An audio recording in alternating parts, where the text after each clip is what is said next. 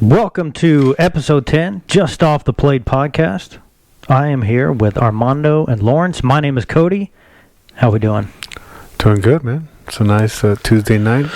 Nice wet Tuesday night. Tuesday night. What game of the World Series? Game 6 tonight. Game 6 up in Dallas. Going on right now. Dang. Global Life. Who's going to get it? Global Life? Is it called Global Life? I thought it was. I think it's Globe Life. Is it global? Who knows? What the hell knows? Why would it be Globe Life? I don't know. Sounds weird. Global Life. I want to say it's Global Life. No, Okay. I think I'm with Cody. I'm going to go with Cody Global on this Life. one. Oh, like you would go with Tampa Bay? Oh, no. I can't go, man. I got too much family out there going to cut me up if I go with Tampa Bay. I'm saying Dodgers win. Yeah? 6. Would you take that bet? Probably, but I just want to watch a Game 7. Yeah, I agree. I would rather watch another baseball game if I can. Honestly, like the way it's going, like I was like, man, maybe it might go to Game 7. Yeah. You got Snell pitching. He's lights out. Dope pitcher, man. I mean, this is what this has come down to is pitching, man. I mean, really, honestly. But I got to admire some of these guys, the way they come back with them, them hitters, man. I mean, them guys, home runs. That's how they... They're making record, but they're making history, dude. There's been so many home runs this postseason. It's fucking insane. Well, so I ran into a guy this weekend, and he's like, well, the baseball parks they're making nowadays are really small, isn't that? And I said... But nobody's just clearing the fence. These guys are like 30, 40, 50, 60 feet past the fucking fence. So you're how much smaller are you really talking about here? Because if you're talking about 10 to 20 feet, these guys are hitting them anyways. These home runs that are hitting are going out anyways. Well, that's dumb too, because are they building parks every year? No, they've been playing in these parks for the last 20, 30 years. Well, if you think about Global Life or Globe Life, I'm looking that shit up right now. Look it up. Yeah, I'm looking it up right now. So I was up there in Dallas. There's literally a brand new. They said it was like less than 20 years old, right next door to that field. Yeah, So, although you're right, some of these fields have been along, a while. Like Yankee Stadium, Dodger Stadium, obviously. But, I guess he was making the analogy to some of the newer, the Globe Life. Is it Globe Life? Global Life, Globetrotters field. Can you read? What are you doing? You know what it is? If you had an iPhone, he would already have the answer like that. I'm looking it up right now, but he just doesn't want to say it. Yeah, you know. Because he knows he's wrong. Look, listen, guys. I'm telling you. Hold on. You got Metro PCS or what? No, man. I got T-Mobile. Even almost just as bad, but whatever. Globe Life Field. Globe Life. Is that what you said? That's what I said. I thought it was Global Life. Well, was that the first one? No? The first what? First one, yeah. The other stadium they had. Because this is a new stadium they're playing in, right? Yeah, the Rangers. Right. I don't know what they... Maybe did they call it the Ranger Stadium? No, it's the Arlington Ranger Stadium.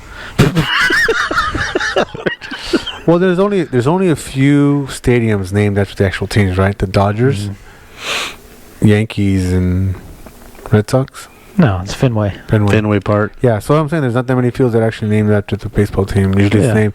Usually they sell that out to whoever wants to pay up for it. Like the N.A.B.A. Astros. Yeah, I guess you could look at it like that. Or well, no, at least they're in Houston. But what was it? What was the name of it? It was the Enron Park. Yeah. Hey. But anyways. We digress. Yeah, I would have never imagined we used Enron in our podcast today. Yeah, I know, right? Kind of we went down this real scary road. Yeah. Blast from the past. So where are we at anyway? All the millennials are like, "What's Enron?" Yeah, no shit. Was that 2005? That was like no, it was before that. Oh, way before that. Yeah. So Minute So when Astros went to the World Series, yeah. Okay.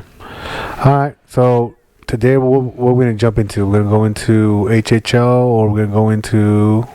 HHL, a lot of rainouts, huh? Rainouts and not too many games. No. There's only 3 games. There's one this Thursday, which is the Cyclones versus the Diablos. Then you have Friday night, which is y'all game versus the Marauders versus the Diablos. And then you have the Thunder versus the Panthers. Okay. So that's all that's for this week. That's going to be on schedule. Well, let's get into Liga Deleon and talk about. They got an All-Star game. Yeah, they have the All-Star break. We can go into the standings and where everybody's at right now. Sitting number 1, Alancia is 9-0, which is Bobby Mead's team. 9-0. Yeah, Bobby's a buddy of mine. I play with him. He's a good player. Chris, who played in the COVID Classic with us, ex's buddy, plays on there, and your brother. Yeah, my brother is on the Alancia team. Yeah, right. The best of bio we know. And he just recently joined our team too. He did. He's a pirate. He's a pirate now. He's a pirate. So, I definitely, after the Sunday leagues ends, I'm definitely want to go check out those guys. But here, I'm caught in the middle, right? I'm not a hater, but when you're 9-0, people are waiting for you to lose. That's what they're really waiting on. Yeah, I mean, it's like you. I think we talked about it before. It's like you see it on the freeway. Two cars are merging. Nobody's giving up the lane. Yeah, you just look at You don't want to see a wreck, but you kind of just want to see them love tap a little bit. You want to see the wreck. You just want to see nobody get hurt, right? It's like So that's sort of with that. I mean, shout out to them. I mean, hopefully they they don't lose the game. They go all the way through. But I definitely want to go check them out. Yeah, for sure. Sitting number 2 is the Gulf Coast Indians, sitting at 9-1. Jordan. That's Jordan Alvarado, along with one of our guys, Xavier. Man. Yeah, Shout out to Xavier. Yeah. Doing better than our team, right? Pirates. Yeah. Shit. We're just having a rough season, dude. We're having a rough fall. Yeah. I mean, nothing you can really do. Sitting number 3 is the Deleon Pirates, which is Deleon Jr. Okay. The league president's son. Yeah. Cool. Yeah, he's sitting at 7-2. One of our former guests, Ronte, his team is sitting sitting on number 6-3 and number 4. Cool. And then you have the Peloteros sitting at number 5 at 5-3. Sixth place, you got the Rockies. 5-4. Rockies 5-4. That's just Justin. That's Justin, which is Jordan's brother's team. Yeah, man, that's cool. Which is weird because I seen them play against each other. Yeah, well, the Indians' loss is to the Alancia. To my brother. Yes, yeah, brother's team. Yeah, so that's pretty. Somebody had to lose. It's weird because eventually, at one point in time, all these guys are sitting at number 1. We all played on the same team together at one point in time. Let's see, number 7. You got is that Tuneros? Am I saying that right? Shoot, you got me, man. Hey, some of these names are wild. Tuneros, yeah. They're sitting at 5-4. The Veta Cruz, 5-4-1. The Indios, 5-4-1. Cuba sitting at 3-5. They're on 10th place. 10th place. The Bombers are 3-5. That's Mike's on that team, isn't it? Bombers. I think that's Mike's. Mike who? Mike Peralta. Or Mike. You talking about Big Mike? Yeah, Big Mike, man. Big Tattoo Mike. Big Tattoo Mike. Is that his team for real? Yeah, I think he's on the Bombers, if I remember right. Look it up. I'm gonna keep on going down this list. Yeah, go ahead. 12 is the Orioles, 3-6. Number 13 is the Havana. Why would they have Cuba and Havana different? Anyways, 3-6. The River Bandits are 1-7. Blue Jays 1-7. Yeah, Michael Perales. Yeah, he's on that team. Big Mike, man. Yeah. The Titans are 1-7. The number 17, the Mets are 0-0. They're a new team, and then you got the Ground Dogs. They're 0-0 with as a new team coming in. Ground Dogs. Sorry, guys. It just sounds stupid. But go ahead. Because it should be Groundhog, right? Yeah, but I mean Ground Dog. Ground Dogs? I don't know. Is that like ground beef? Yeah, is that how they eat them? I don't know, man. Interesting name. I like this. Hopefully their jerseys are better than their name. Is that like a prairie dog? That's how I was thinking. Could be. Right, like a gopher? Okay. Maybe. So along with that, they're in their All-Star break, and they just had their All-Star game, right? Or they're about to have their All-Star game. They're about to have it, yeah. Well, I guess they already did the home run derby then, because I already got the results. That's a really good point. Yeah. Right? Because I already got the results of the home run derby, so I'm assuming they did the home run derby first, and then they're going to do the All-Star game. Or you think he hit 11 home runs in a season? I don't know, man. That's a beast if he hit 11 home runs in a season. Damn, should we call Ronte right now, see if he has a phone? I don't know, man. Kind of vague on the info here. Okay. Well, anyway, so you got Dre Rangel, which are the Brewers, 11 home runs. Tomas Gonzalez from the Indians, 2 home runs. That's a big gap. 2 to 11. That's what I'm saying. But but they're not even in order though, because you got Marco Uribe with Alancia with 3 home runs. Deontay Bennett with the Rockies with 2. Gabriel Angel with the Pirates with 2. Frank Miranda with the Indios 4. And then you have Mike. Mike has 4 bombs. Damn, Mike Beeston. I wish he would do that in HHL for us in the Marauders. I can't speak. I don't play with him, so I don't know. I can't speak on that. Well, you should. If you were a good enough player, you'd be on the Marauders. I think he's got one. Does he? Yeah. Oh, he did. Yeah, get the one. first game. He did. Yeah. And then you have Cortland Williams with the Titans with the 1 home run. Yeah, that's what I'm saying. I don't think that's the results. I think they're about to have it. Or like So that's season. I'm pretty sure that's probably season. Like the people that are going to the home run. Hey, and you know what, dude? 11. That's a lot, man. That's badass. But see, And that's Ronte's team, Brew Crew. yeah, but I mean, they're sitting. What was the place they were sitting in? They're sitting in 4th. Yeah, but dude, okay, think about it. They're playing Woodbat now, right? So that's not metal. You can't downgrade 11 home runs, and then 11. That's a lot. I mean, I think. But How many games do they play in a season? Oh, well, they're at their All-Star break, Yeah, and so they're 9-0. they're 9. Well, they're 9 games in. They're 9 games in. That's a home run a game. Damn near. More so. Yeah, 1.2 a game.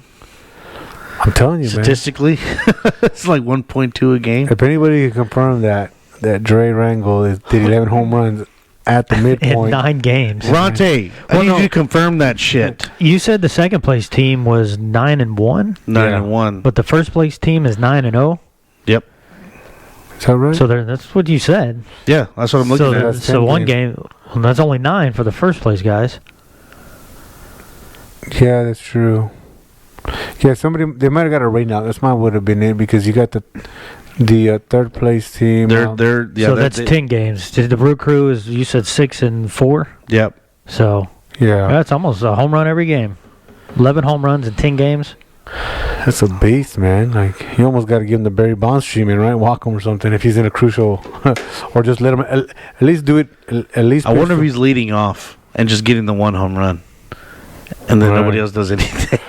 The other guys. Well, hopefully that's a true stat, and we're not going on because it's a typo. Ronte, you gotta email us this, man. No more text messages. No, he needs to comment on there and clear that up if it's wrong. But yeah, that's cool. So those are the home run derby guys. Now let's get into the All-Star guys. The All-Star guys. So they broke it up between North Squad, South Squad. So go down the North Squad and the coaches and players. All right, North Squad coaches. You have Jordan from the Indians, Ronte from the Brewers, and Justin from the Rockies. Wait, Jordan and Justin are both coaching together? Yeah, but they're on different teams. But no, but I'm saying they're both coaches on the North Squad. Yeah. That's weird. Bro, it's interesting, and X will tell you this. By the way, shout out to X. He's a big fan of the show. He's always giving us good and bad feedback. mostly good. Like 90% good. Yeah, which is 10%. Don't do that shit again. Yeah. Don't do that shit again. But I play with them guys. I mean, between X, Jordan, and Justin. There's always some kind of beef somehow, some way. So it doesn't surprise me that their brothers are not playing on the same team. Well, I mean, me and my brother, we had a fallout. I mean, we played for like the longest, like with each other. And then like 1 year, he said, "Fuck you." I said, "No, fuck you." I played with the Thunder. He played with the Blue Jays, and we played against each other. Then they won. They beat us. Damn. But I remember I was pissed. But I remember I was evidently. But I remember I started that game against the Blue Jays, and I remember my sister showed up. Or no, my sister called me. Because she was still living in Utah at the time. And she's like, "Be nice to your brother." Did you hit him? The first thing my dad says, he goes, "Don't hit your fucking brother." I was like, "Why?" He goes, "Be the bigger brother and just walk." And just, I was like, "Wait, you would just serve it up to him?" Like, what the fuck? I remember my first pitch I threw at his head. You obviously didn't hit him, right? No, he ducked. He ducked.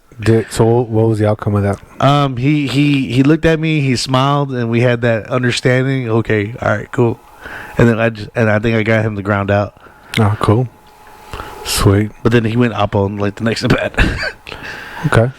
Let's see. We're gonna go down to the players now. Tomas Gonzalez from the Indians, Nick Bergman from the Indians, Jonathan Robinson from the Indians, Dre Rangel from the Brewers, Sean, I don't know how to pronounce that last name. Palomares. Yeah, I'm assuming from the Brewers. Corey Palomares from the Brewers subbed in.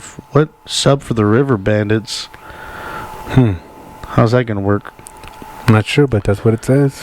Yeah, then you have Frank Miranda from the Indios, Sergio Garza from the Indios, Chris Macias from the Rockies, Robert. Oh, Chris. Chris plays with us on the 45s? Core 45s, yeah. Cool dude. That's the coach, right?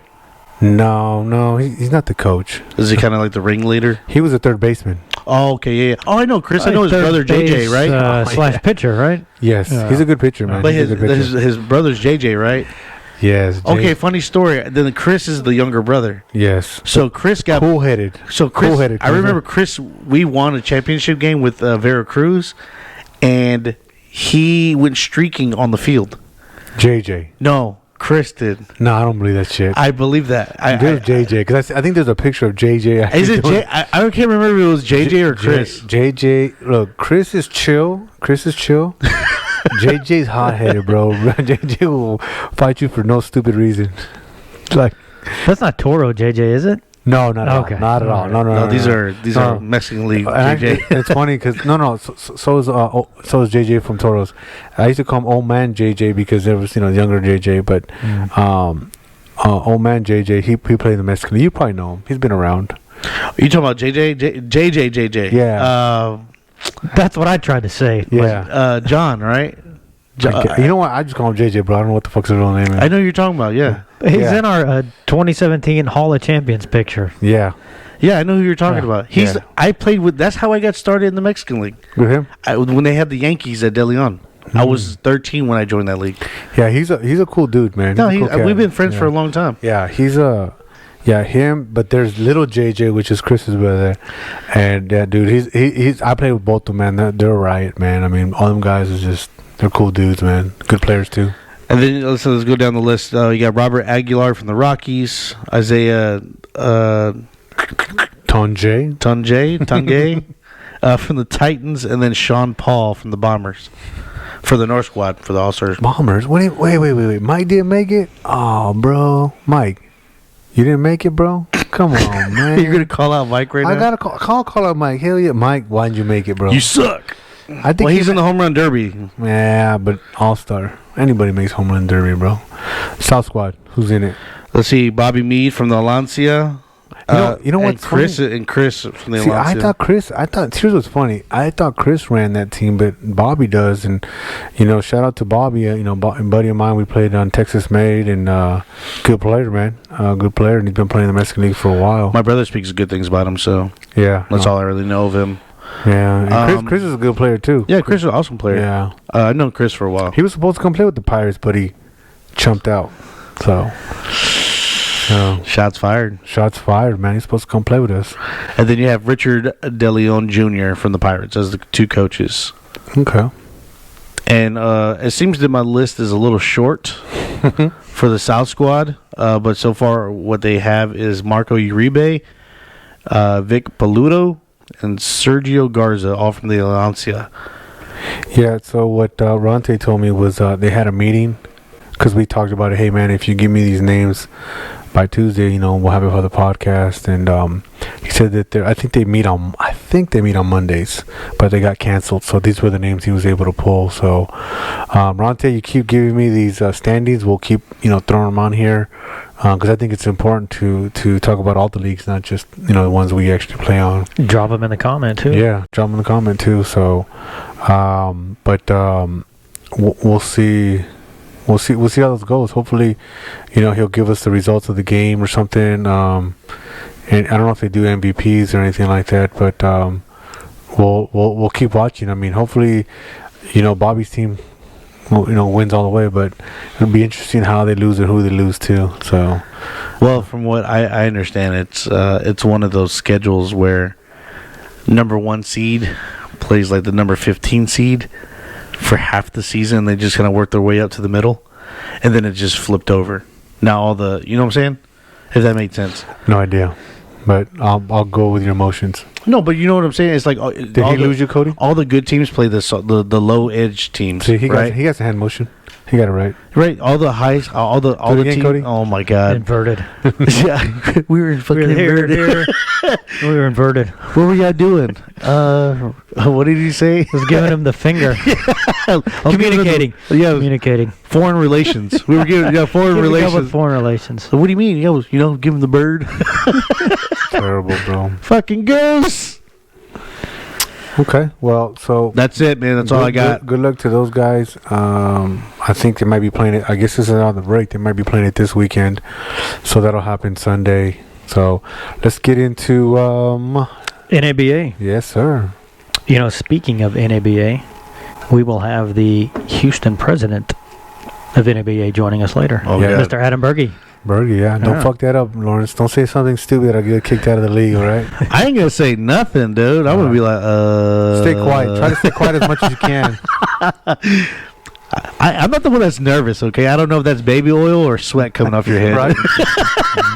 I got to get this right, man. Hey, this is episode 10. We know what we're doing. We're still around. Yeah, we're still good. We're still good. So, yeah, we look forward to chatting with him a little later. Yeah, Dive sounds into good. the league and talk about things. Hell yeah. That's gonna be good. So, speaking of the league, let's talk about the scoreboard from last Saturday, shall we? Yes, sir. Yeah, I guess. Yeah, if we have to. We must. You can skip over that game. Yeah, no shit. So Colt 45s beat the Scorpions 7-4. River Dogs beat the Forge. You ready? Yeah. 24-0. Oh, Poor Forge. Pelicans over the Bandits 7-2. The Redbirds over the Astros 4-3, only beating by one run. That's a pretty close game. It's a close game. I think it went into There was extra innings. There's and some notes on that game yeah, too, right? I think There we're is. gonna we'll chat about that game here in a few. Yeah. The Avengers continue their winning streak against the Pirates 10-6. Cyclones beat the Ironbirds 3-2, and I don't know what the hell's going on with the Marlins and the Outlaws because they're 0-0. So I guess someone hasn't updated. No, I remember now. They said that something about the lights. I don't know what they were playing, but they didn't get to finish their game, and they're gonna finish the game. Was that at Mall? Groundskeeper you know what? Willie shut him down. It was at Memorial Ashford. Groundskeeper Willie shut that shit down, dude. And these games are in order, so that is the last game of Saturday. Yeah. So the lights. They lost the He lights. said 9:50. Let's cut Get that out. shit out. Yeah. So, but they're gonna finish the game. Kind of weird. They're gonna finish it at the end of the season. That's so weird. It bro. is. It's gonna be so freaking weird. So I think what we need to do is just buy some land and build our own goddamn field. Telling you, man. We need. Good luck with that. And There's no more land left. Hey, along with that, we'll build the stadium. The booth. No, we'll build a podcast booth, right? Because we got to go in there and do it and have interviews. But the second thing is we got to have a little jersey factory, right? So that when we can, Oh, we can like yeah. I see what you're saying. get the team, because you got to have the jerseys. I mean, that's almost any league I've ever been in. It's the jerseys is always an issue because you got to go with somebody else, right? And that somebody else is also putting jerseys from other leagues, right? So you got little league, high school. Oh, no, I'm not about high school, but just you have different leagues that filter through that vendor, and it gets tied up. And so what should be turned around a few week turnaround turns into like a month and a half. So I remember one time we got ours imported, stitched up from Mexico. They're pretty legit. Were they from JP jerseys? No. This was straight up from Mexico. Like we knew somebody knew somebody in Mexico, and got the Texas, because we were Texas made, so it was a Texas Rangers. And dude, they're legit. I got a red and a blue. No, I believe it. Dude, they were legit. Dude, legit. I'm saying not legit like Nike or something. Because they are not legit, right? Yeah, I'm saying legit like they look good because they're stitched. They look legit. No. But they're, What I'm saying is The quality is nice, but it was illegal. That's what you're saying. yeah, that's what I'm saying. Because there's a licensing issue. Yeah, hecho in Mexico is what it was. But I don't even know that it had any. I don't believe like they're like that knockoff where they're trying to fool you that it's a Nike jersey or a Majestic jersey. It was just it was nice thick material, and the lettering was nice. Yeah, but it was the Texas Rangers logo. Correct. That part was true. Yes. Right. So I seriously doubt there was any licensing involved. I think Mexico does that, right? Yeah. I think Mexico makes all the MLB jerseys. I mean, don't they make Trump's ties? Like, I think that's... No, that's Taiwan. No, I think somebody... Well, I don't know if it was true, but they're like... They grab a Trump tie, and they're like... It says, Hecho Mexico. No, because I have a Trump tie. Do you? It says Taiwan. Cool. This is a baseball podcast.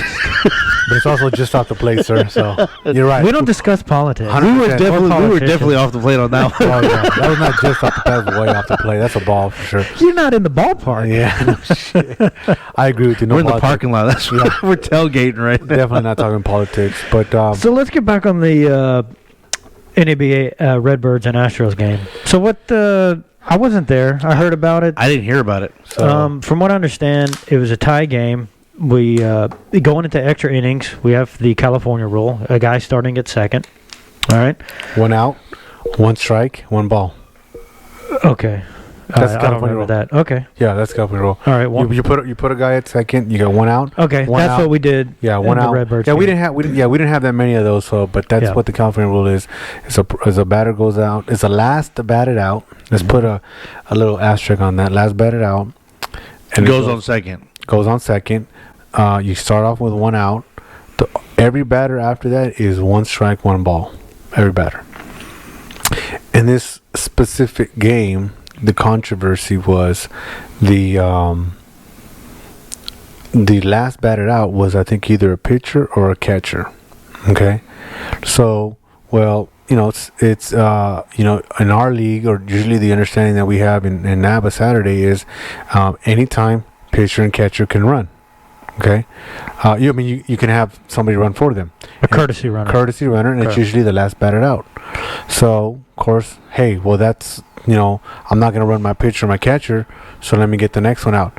The controversy was that they did not use the next batted out. The controversy was that was alleged, and I think they're going to, maybe by the time this podcast gets out, they'll figure it out, and maybe somebody can chime in and finish the story on our comments. But they used their, I think, leadoff hitter, which, leadoff hitter generally Usually the fastest guy. fastest guy. So I'm going to get the details wrong. Hopefully somebody corrects me, but it was something like guy stole third, and then a pass ball gets him home, and then game over. Now So they were sitting at a 3-3 tie then, yes. and then that was the run. Yeah. Wow. Now, here's the thing. That doesn't mean that, let's say it was a 6-hole hitter, that guy's not just as fast as a leadoff hitter, right? That doesn't mean that. That could have had the same outcome, but the right thing to do, if that is correct, what should have happened, that may have played an advantage. Now, I've been on the actually put the wrong runner out there. So whether it was done intentionally or an accident, nobody knows. Of course, when you're on the losing end of that, you don't like that, right? Yeah. So Because you're scrambling. Hey, I need the last batted out, right? Yeah. And you're in a hurry. You're panicking. Well, I don't know. Someone grabs a helmet. Okay, go. You think you've provided a solution, but then it backfires on you. You turn around and say, "Oh, well, this really wasn't the guy that was supposed to go." And I mean, who knows? Who knows if it changes the outcome of the game or not? And here's the thing: after you do find out that there was an illegal substitution, do you contest the game? Is the game contestable? Yeah, that's the right? very first I mean, thing right? you'd That's say. what the Dodgers did. You get upset about it and you throw a fit. Whoa. Whoa. Damn. So, Kidding aside, I know. what's the rule? I mean, what is the rule on that? Yeah. We don't know. we don't know. Well, we ran into that same problem like 2 weeks ago. Yeah. Suji got on, right, and I had just got out, and I can't go run for him because I'm the last out, because I'm the catcher. So what do we do? It's supposed to go to the next batter. It's supposed. The first out, of the following out. right? The Or sec- the out prior to me. yes. Even Right. if it was in the last inning. Yeah. You Whatever it is, that's who should go. You know what I Well, mean? we were told otherwise by Yes, and that should not have been in the call. And I'm not saying that it would have been any different if I was there, because I would probably be like, whatever. You know what I mean? But it's dumb, because that's the whole point. At the beginning of the game, we talk about, hey, Yeah. anytime we get courtesy runners for the catcher and the pitcher. So I guess you could say it was my fault for batting the catcher and then the pitcher.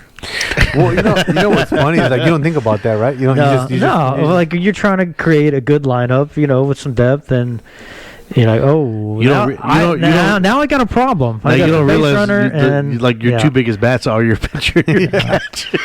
And I think that's what makes it different in the men's league like this is that most like I tell like this Coulter on our Cyclones. This dude can rake. I mean, this dude can hit. I mean, this dude's a baller, man. And we'll get into the game when we talk about Sunday. But he said they never let him bat in college. I mean, and this dude can hit. So it's like, how much better could he have been, or could his team have been? Was he a pitcher in college? Yes. Oh, that's why. And no, and it's understandable. But he can hit. So why sleep on that? You know what I mean? I'm pretty sure you could have risk of injury.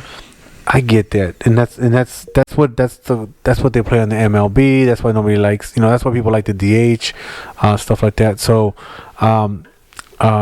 which I personally am against that DH business. Hey, let the pitchers go up there and hit, but it's a job, right? You're hired to do a certain job. You're not going to go do somebody else's job, even if you're good at it, right? Well, here's the thing. We're paying you to pitch. So here's some pitchers can rake. They can, but here's what I'm going to say. And this is something that Gary said. Remember what Gary said from D-Bats. How do you pronounce his last name? Majeski, right? He was an MLB pitcher. The funny thing is, me and him think alike. And one of the things he said, he goes, and it's basically what I said a week before. If you let these pitchers go hit and take away this DH hitter, what happens is you're going to start seeing less and less of these pitchers hitting batters, at the head, at the dome, or trying to throw at batters. Because what happens is, now as a pitcher, you need to go up, and then you're going to trust that pitcher is going to be loyal to the pitchers. I'm going to go like this: pitchers union, right?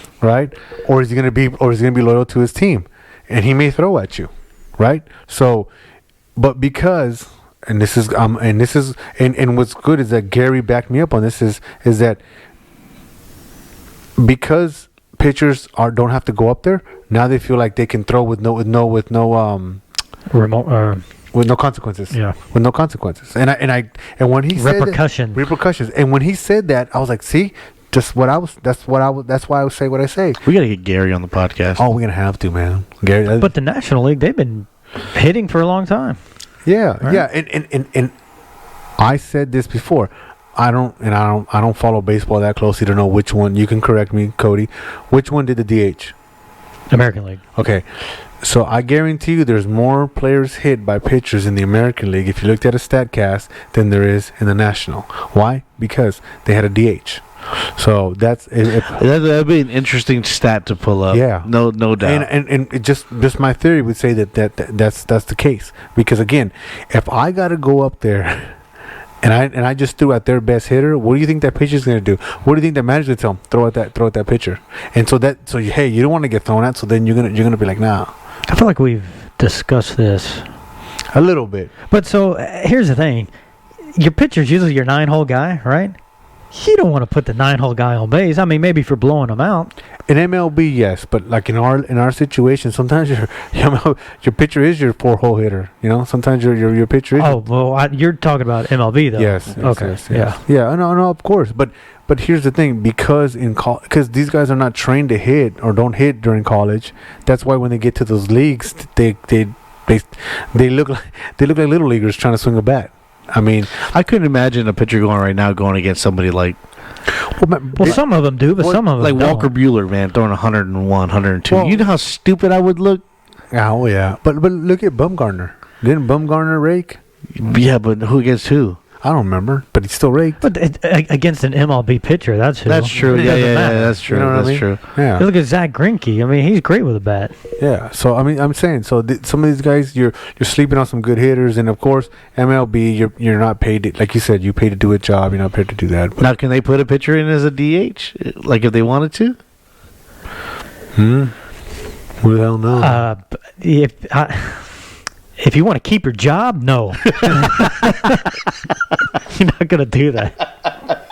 Well, I'm just saying because like if I was a pitcher and I was having a good season hitting home runs or whatever the fuck. Yeah, but it's sort of like in football. They protect the quarterback, right? They don't like quarterbacks that run. They want you to slide. You can't even. I mean, at some point they're gonna be like, you have to stay 6 feet away from the fucking quarterback. You know what I mean? That's how. Yeah. Or they're gonna put a fucking flag on them, right? You got to pull the flag. You can't tackle. Yeah, it's going to flag football, man. Yeah. So you're thinking, I'm going to go to the bullpen, but not for a pitcher, for a hitter. Because the pitchers, they don't normally hang out in a dugout. Give me the righty. Yeah. He's hitting. He's not Yeah. pitching. Man. But that would definitely be funny, man, if they did that. But they don't. But but still, in our league, that game, one, I when I was talking to Buckaloo, I was like, hey, man, hey, it sucks that you lost, but man, dude, you got the Redbirds at a tie, 3-4. I'd take that as a W, man. I know you tie 3-4. no, you You took them to the. You took them to a tie. Yeah. They beat you 3-4, and I would say, considering the kind of season you've been having last year, like that's a W, man. I mean, you're not you're doing better, Yeah. and you just got to make a couple of tweaks or just continue doing it. Eventually, you'll break through and you start winning. So that's baseball, though, right? That's our league, right? Where you think, hey, man, this should be winning, and they're not, and it's we're losing games that we shouldn't. Other people are losing games that they shouldn't, and it is what it is, But that was a controversy on that. If anybody has any details, drop them in there, or their thoughts about what happens after when you go to do a courtesy runner for the pitcher and happens to be the catcher as the last out. What should you do? I think you should go to the next out, but it's a good learning lesson. I agree. Good learning lesson. So Sunday playoffs, man. So I'll talk about that since I was kind of part of that. Yeah. It's only so what ended up happening this Sunday was it was the Warriors against the Cyclones, and we were basically playing the winner of that game was gonna play the Yard Goats. Okay, so Yard Goats are undefeated, so it's double elimination in the Sunday League. So we beat the Warriors. There was an ejection. there. Hugo got into it with the umpires, and things got a little heated, and he got ejected. I think a fan got ejected too. One of the players' father or something got ejected. Pretty interesting. We've been seeing that a lot lately. Yeah. I mean, now they get into the fans, right? Before Them umpires ain't taking no more shit from y'all. Yeah, people need to watch episode 9. Maybe I can put that up on the YouTube link. Hey, look at episode 9 to see how you're supposed to talk to an umpire. Follow this link up here. Yeah. But I understand from Hugo's standpoint, hey, you're playing a playoff game. He didn't like the call. I get it. It just probably wasn't the best way to approach the umpire, especially because I don't remember if we lost to the Warriors at the beginning of the season or during the season, but I know he came and pitched and made it very close. Now, Hugo just has good location and it's off speed, so a lot of these guys are used to higher speeds, and so he was getting us to pop out. So he's a key to the success of the Warriors. So thinking about getting thrown out may not be the wisest thing to do. But we ended up winning that game. Now, the interesting thing about Sunday League is when you're in the playoffs, I think in Saturday we're doing the same thing, it's 9 innings. Okay. Full 9 innings. No time limit, right? Well, that's like that in Saturday League. I think so, but I think that was new to this season, I thought. Y'all play during the day too, right? No, I think we've done that before. Have we? When we were Toros, were we doing 9? I thought so, yeah. Okay, I don't remember it that way. Yeah, it's been like that. Okay, so we got 9 But y'all had day games, right? day games, yeah. But here's the thing. Immediately after that game, the winner of that game, which was us, was going to play the Yard Goats. So we just went 9 innings, and we got to go another 9. Now, Sounds like tournament ball. yeah, it does. I mean, it was, definitely. Sounds like a Memorial Day tournament. Well, you know what was funny? If you win, you keep going. Yeah. If you lose, you get a break. Yeah, and my hats off to our pitchers. Coulter and Towler. Both of them. Towler pitched against the Warriors 9 innings, hell of a game, and Coulter pitched 9 innings against the Yard Goats, and we beat the Yard Goats. So that puts us into the championship game. What made it interesting? What was the score? Man, who scored?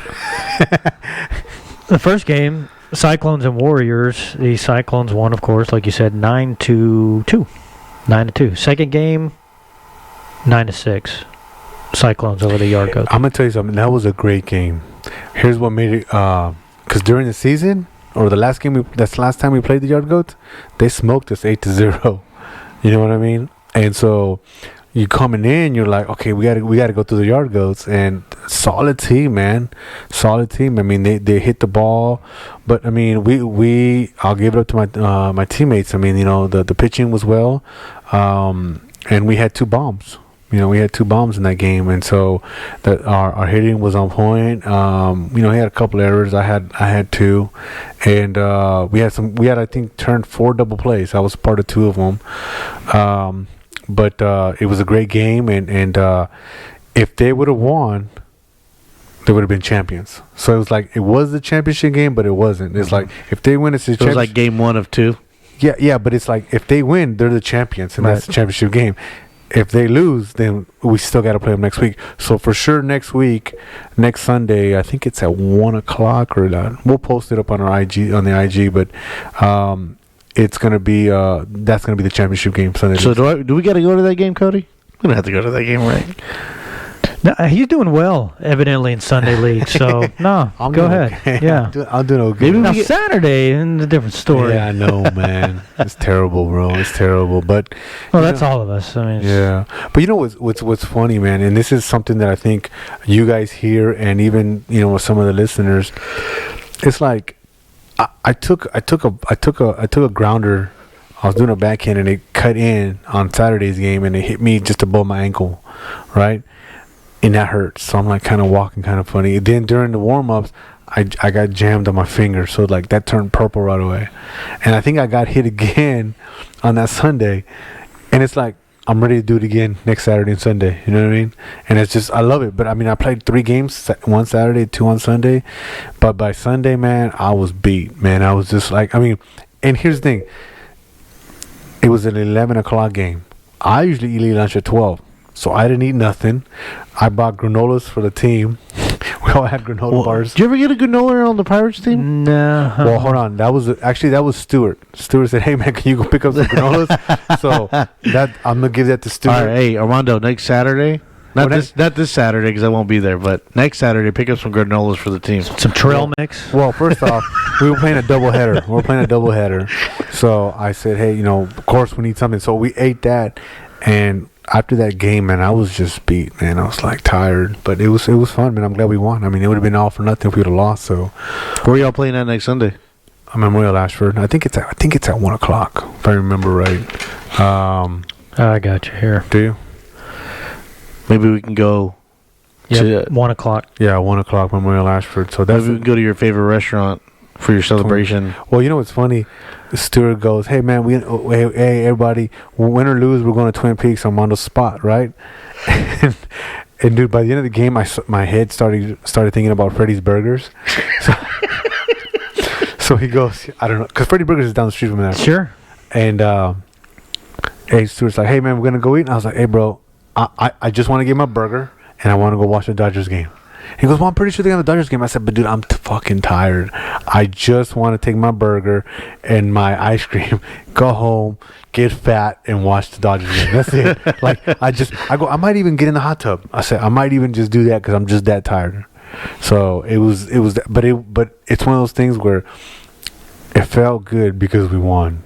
If we hadn't won, that would have been just... You would have still got your burger and ice cream. But it would have been more depressing. But no, but I'm saying, like it felt good. Like, hey, that's a good time. Eating your ice cream. Cry. But, you know, here's what I'm a frozen. It's frozen custard. They have that. I was going to say... Is it? I never had that before. Yeah. Oh, dude, it's delicious. What's the difference? You know, Cody? What's the difference? I just get an Oreo flurry from fucking McDonald's. But what's the difference between a frozen custard and ice cream? I couldn't tell you. Right? I think it's the same shit to me. So is it ice cream or is it? It is ice cream. So why they call it custard? Somebody say something. I don't know. Somebody drop a comment. What the fuck is custard? I don't know why Freddy's calls it that, but it's a great burger. But here's what's interesting about next game. if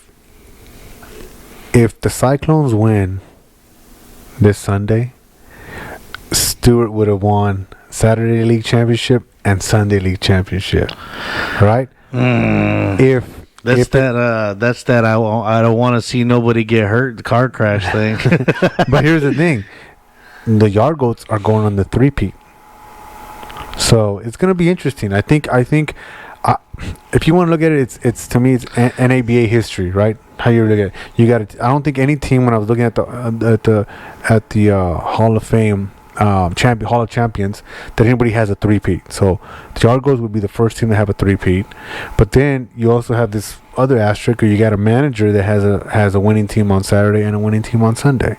So it kind of goes back to he must be doing something right. So what episode was he? Whatever episode he was, you guys need to watch it and take notes, because that's what it takes to win. Who are you talking about? Stewart? Yeah, I think it was like 3 or 4. Yeah. So the Cyclones were the top seed?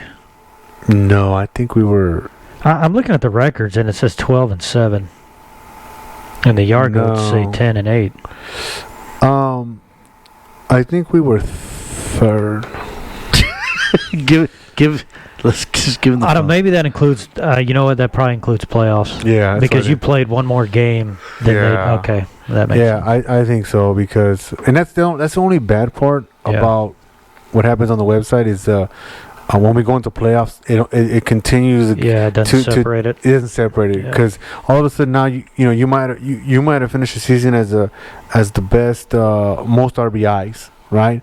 But if you team didn't make it and your team continues in the playoffs, well, then you get more, and then if you look back on it, it almost looks like you're the RBI or home run leader or hits leader or whatever you want to say. So that's only kind of bad thing, but that's why I say that's not correct.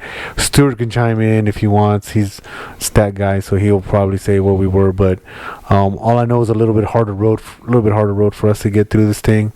Especially, we have to beat the Yard Goats twice. Luckily, and here's the thing, man. Yard Goats is a great team. We had to play them after one. So was the Warriors too, but we had to play them after one game, man. So they were at an advantage. Yeah, fresh arms, well rested. Yeah, yeah. So and here's the funny thing. I forgot who on the team goes. Yeah, well, when you play back-to-back games, man, it's tough on the pitching. I was like, fuck fuck the pitchers. What about the position players, motherfucker? I gotta play 18 innings. I gotta run. I gotta throw. I gotta hit for 18 innings. And you guys get the rest. Yeah, but the ball's not hit you every time. It's not. And here's the other difference is our pitchers went in the field, right? So like when Tyler was finished pitching, he was out there, and he didn't get any balls. He might have caught a couple of them, but he didn't have to make that many throws. And Culture was actually playing shortstop on the first game. So it's, again, I'm not shitting on our men's league pitchers, because some of these guys are athletes because they play all the positions, but it's sometimes we forget, as like the catcher. I mean, the catcher's he's catching, then he's got to go play third base, or he's got to play another position. So position players sometimes, I know I know as a manager you worry about your bullpen. Hey, how much can my bullpen take me? But hey, man, you got to kind of tip your head out to the position players, because they got to go cover those bases, right? Because although there's some games where the pitcher's outstanding, where you could say, "Hey, man, you didn't even need defense out there. I struck everybody out." Yeah, could have just sat down. You could have sat down, right? Just wasted my time. You're just standing there. But and that's exhausting, right? Just standing there. Well, like you did that, dude. You did that. You were having a bad game against us, Cyclones. And you were, I think you made a bad throw or something was going wrong.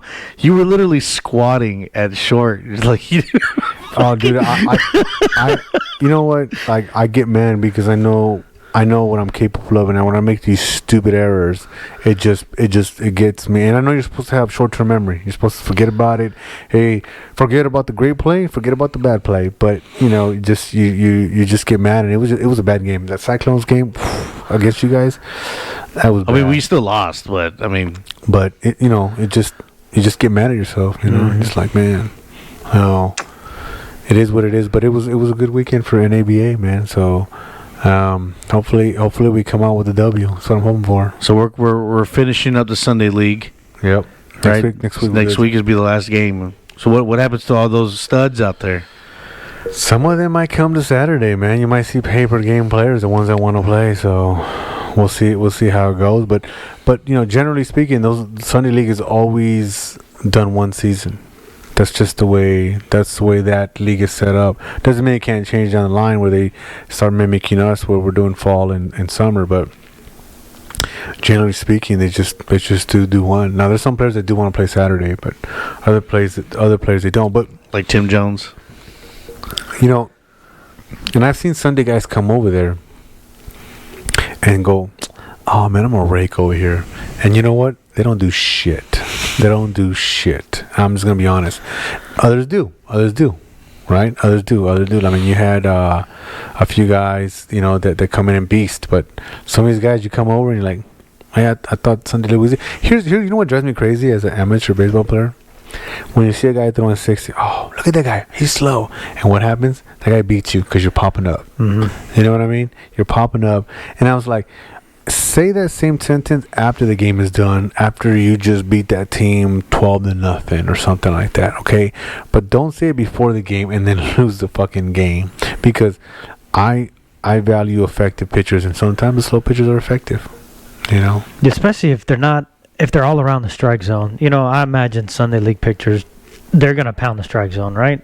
It's going to be pretty consistent. You may have a few wild pitches, but the Saturday League, you may have 4 straight wild pitches. You just don't know. Depends who's on the mound. Yeah. So it's like you really have to watch the ball. That's that closer. That's that what's that movie? Fuck. No. Bull Durham. Bull Durham, yeah. Hey, hit the bull.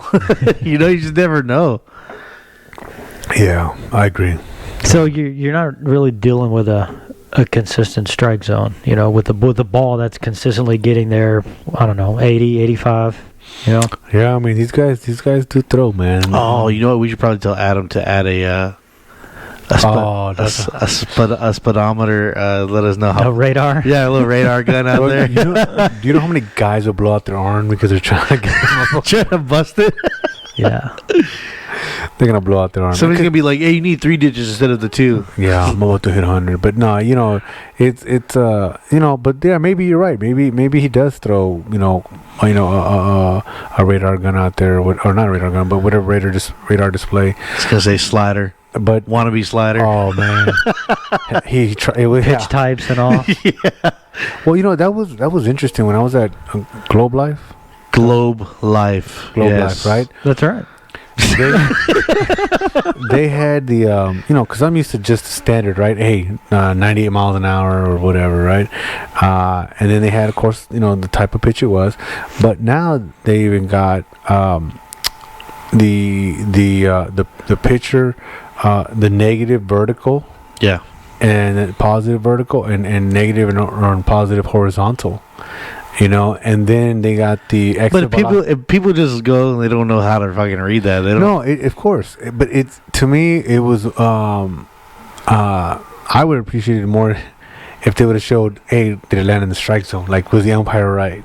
But of course, you don't want to. You don't want, because damn well if that on that scoreboard showed that was a strike and he called it a ball, the whole stand would be booing, depending if it's the home team, right? Yeah, they're not going to do that. They're not going to do that. No. So, and that's what you're throwing things onto the field. Like, no, that's going to cause chaos. No, and it's that's like a radar gun at N.A.B.A. Yeah, stupid idea. You're going to have people hitting guys in the heads because they're trying to overthrow. Oh yeah, and they're going to blow out their arms trying to throw. But hey man, I just thought it was a cool idea. Y'all took it to the fucking extreme. Trying to get you. Nah, it could be. Hey, maybe we'll ask him. We'll get him on the phone here. Maybe I'll probably hold that one back. Yeah, you might hold that one back. You might say, you know what, you costing me too much money. Your ideas costing me too much money. He probably has some better ideas. Oh yeah, I'm sure he does. That's why he has a league and you don't. I choose not to. Oh, is that what it is? I choose not to. Yeah. Don't get yourself kicked out of. I'm just saying, if I could do it better, I would. But I mean, obviously, I can't do it better, so I choose not to.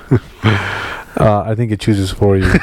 We're fine where we're at. Yeah, we're good, man. We're good. Why would I need to change it? Nah, I think I think that it's not easy what he does. No, it's not. But people think it is. Right? I couldn't even fucking imagine. Like I always wanted to run a tournament, right? Just a weekend thing, collect money, secure the field, get the umpires, and that's it. Like, I'm down with that. I can do that. But, like, to run a fucking league? Hell no. No, man. It takes patience. Here's the thing. The COVID Classic, that spiraled between a couple of games between a couple of N.A.B.A managers to have some fun into a tournament. And then to the point where we had other people find out what we were doing. Hey, man, we want to get in on it. Fucking travels like wildfire. Yeah, dude. And it was crazy because... But even that was a headache, man. I mean, even that was a headache because... Here's the thing that's kind of why when we started this podcast, I wanted to bring the light of a league president because here we were 4 or 5 managers. It was me, Corey, who the hell was it? Cam. Got Cameron. I don't know if there was a 4th one, but anyways, it was like secure the field, secure the teams. And then get the umpires. Dude, that was a headache. That was a headache of its own. And then trying to get players that were mad because COVID was going on and they already paid a full season and get them to pay $20. I'm like, bro, these $20 is not for me. These are $20 just to recover the cost. It has nothing. I'm not pocketing money. I'm not making money off of this. And even I had to have the conversation with the umpires, like, because they were buddies. Like, hey, bro, like, because Rhino was out there. Yeah, Rhino was out there. It's like, hey, man, this is what I can pay you. I know you get paid more money, but bro, this is not a legit. Like, if I was making a legit tournament where I'm getting paid a bunch of money, okay, man, I'll give you your cut. You make a little bit of money, I make a little bit of money, but that's not what it was, and that was a headache, man. So that was on a small scale. That was us, 4 of us organizing a tournament, let alone run a league for since 2015 he's been running this league. So it's I don't want any part of it. I'm just good that he runs it and lets me participate. And that was a good tournament, man. Yeah, it was. People had fun. Like, there was a lot of good pitching. Oh yeah, it was, man. It was. Even though we won. Yes. The first and I only. still need my shirt. Oh, the Pirates shirt. This is COVID 2020 Classic Champions. Yeah, man. We were the first one. 20 teams in the N.A.B.A, right? 14 Saturday and 6 Sunday. Yeah. 20 teams. Yeah, and that's good, man. And I think it's going to continue to grow and I mean, they keep adding value to this league, and we'll get into it when we get Adam on the line. We'll talk about it, but there's definitely a lot of value in what he does, but there's effort that I want people to understand. Like the joke I make with you, right? Like the joke I make with people when I'm having a good games at shortstop. When people try to play shortstop and they get the error, I'm like, oh, I'm sorry. I always tell them, sorry, I made it look easy. That's why you think you could do it. Or when I steal second or third, I'm like, sorry, I made it look easy. That's why you got thrown out. Because it looks easy from where you're sitting, but it's really not. Just like all of us can say, oh yeah, we could run a league, but until you really get into it, it's a lot. It's a lot of attitudes you got to mess with, man. So. Right. Well, let's find out. Yeah, let's find out. Let's get him on the phone. Call me now. You remember that fucking lady? I kind of do and I kind of don't. She was on the infomercials as what was her name? I remember that guy said, I want my money now. No, that's J.G. Wentworth. Yeah, I just did a plug. Damn it. I want my money now.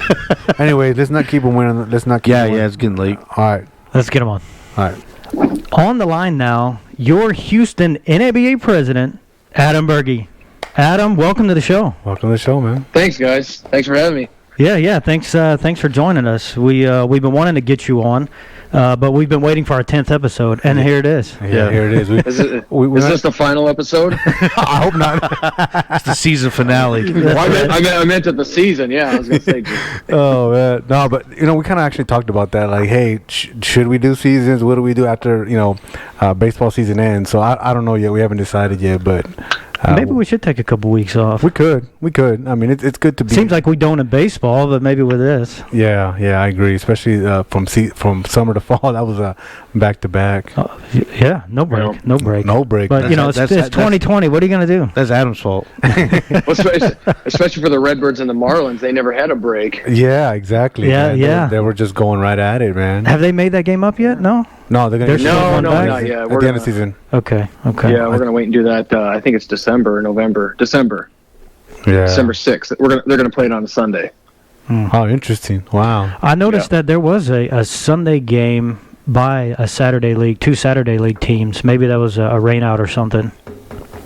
I think. Oh no, that's December 6th. I scheduled that today for the Marlins and the Redbirds because they're playing their championship game when you guys played the opening day of the fall season. Yeah. Gotcha. Okay. Yep. So, Adam, Yes, sir. before we get into the league, let's do a little background, a little baseball background on you. You know, where you I'm not played. gonna let you dig too deep. Yeah, baseball background. You know, Uncut gems. where you played and how long have you actually been playing? Yeah, I'm originally from Iowa. That's where I played all my high school baseball, and then I played 2 years of junior college in Iowa as well. And then I finished off my last couple of years of college just playing some club ball at Iowa State University. Had some opportunities to go to some other schools, but I just wanted to go finish my degree and finish school and get on with life. I really wasn't going to get paid to play baseball or anything like that. But after I finished school, moved down to Houston, and I think it was probably about 4 or 5 years into living in Houston before I realized there was an adult baseball league, and that was the Houston Hardball League. That's what I played in. And when I was back home, I played town ball. I'm sure you guys have heard of that before, that term town ball before. And here in the Midwest, you know, it's very popular. Every little, not every, I would say a lot of small towns have their own team.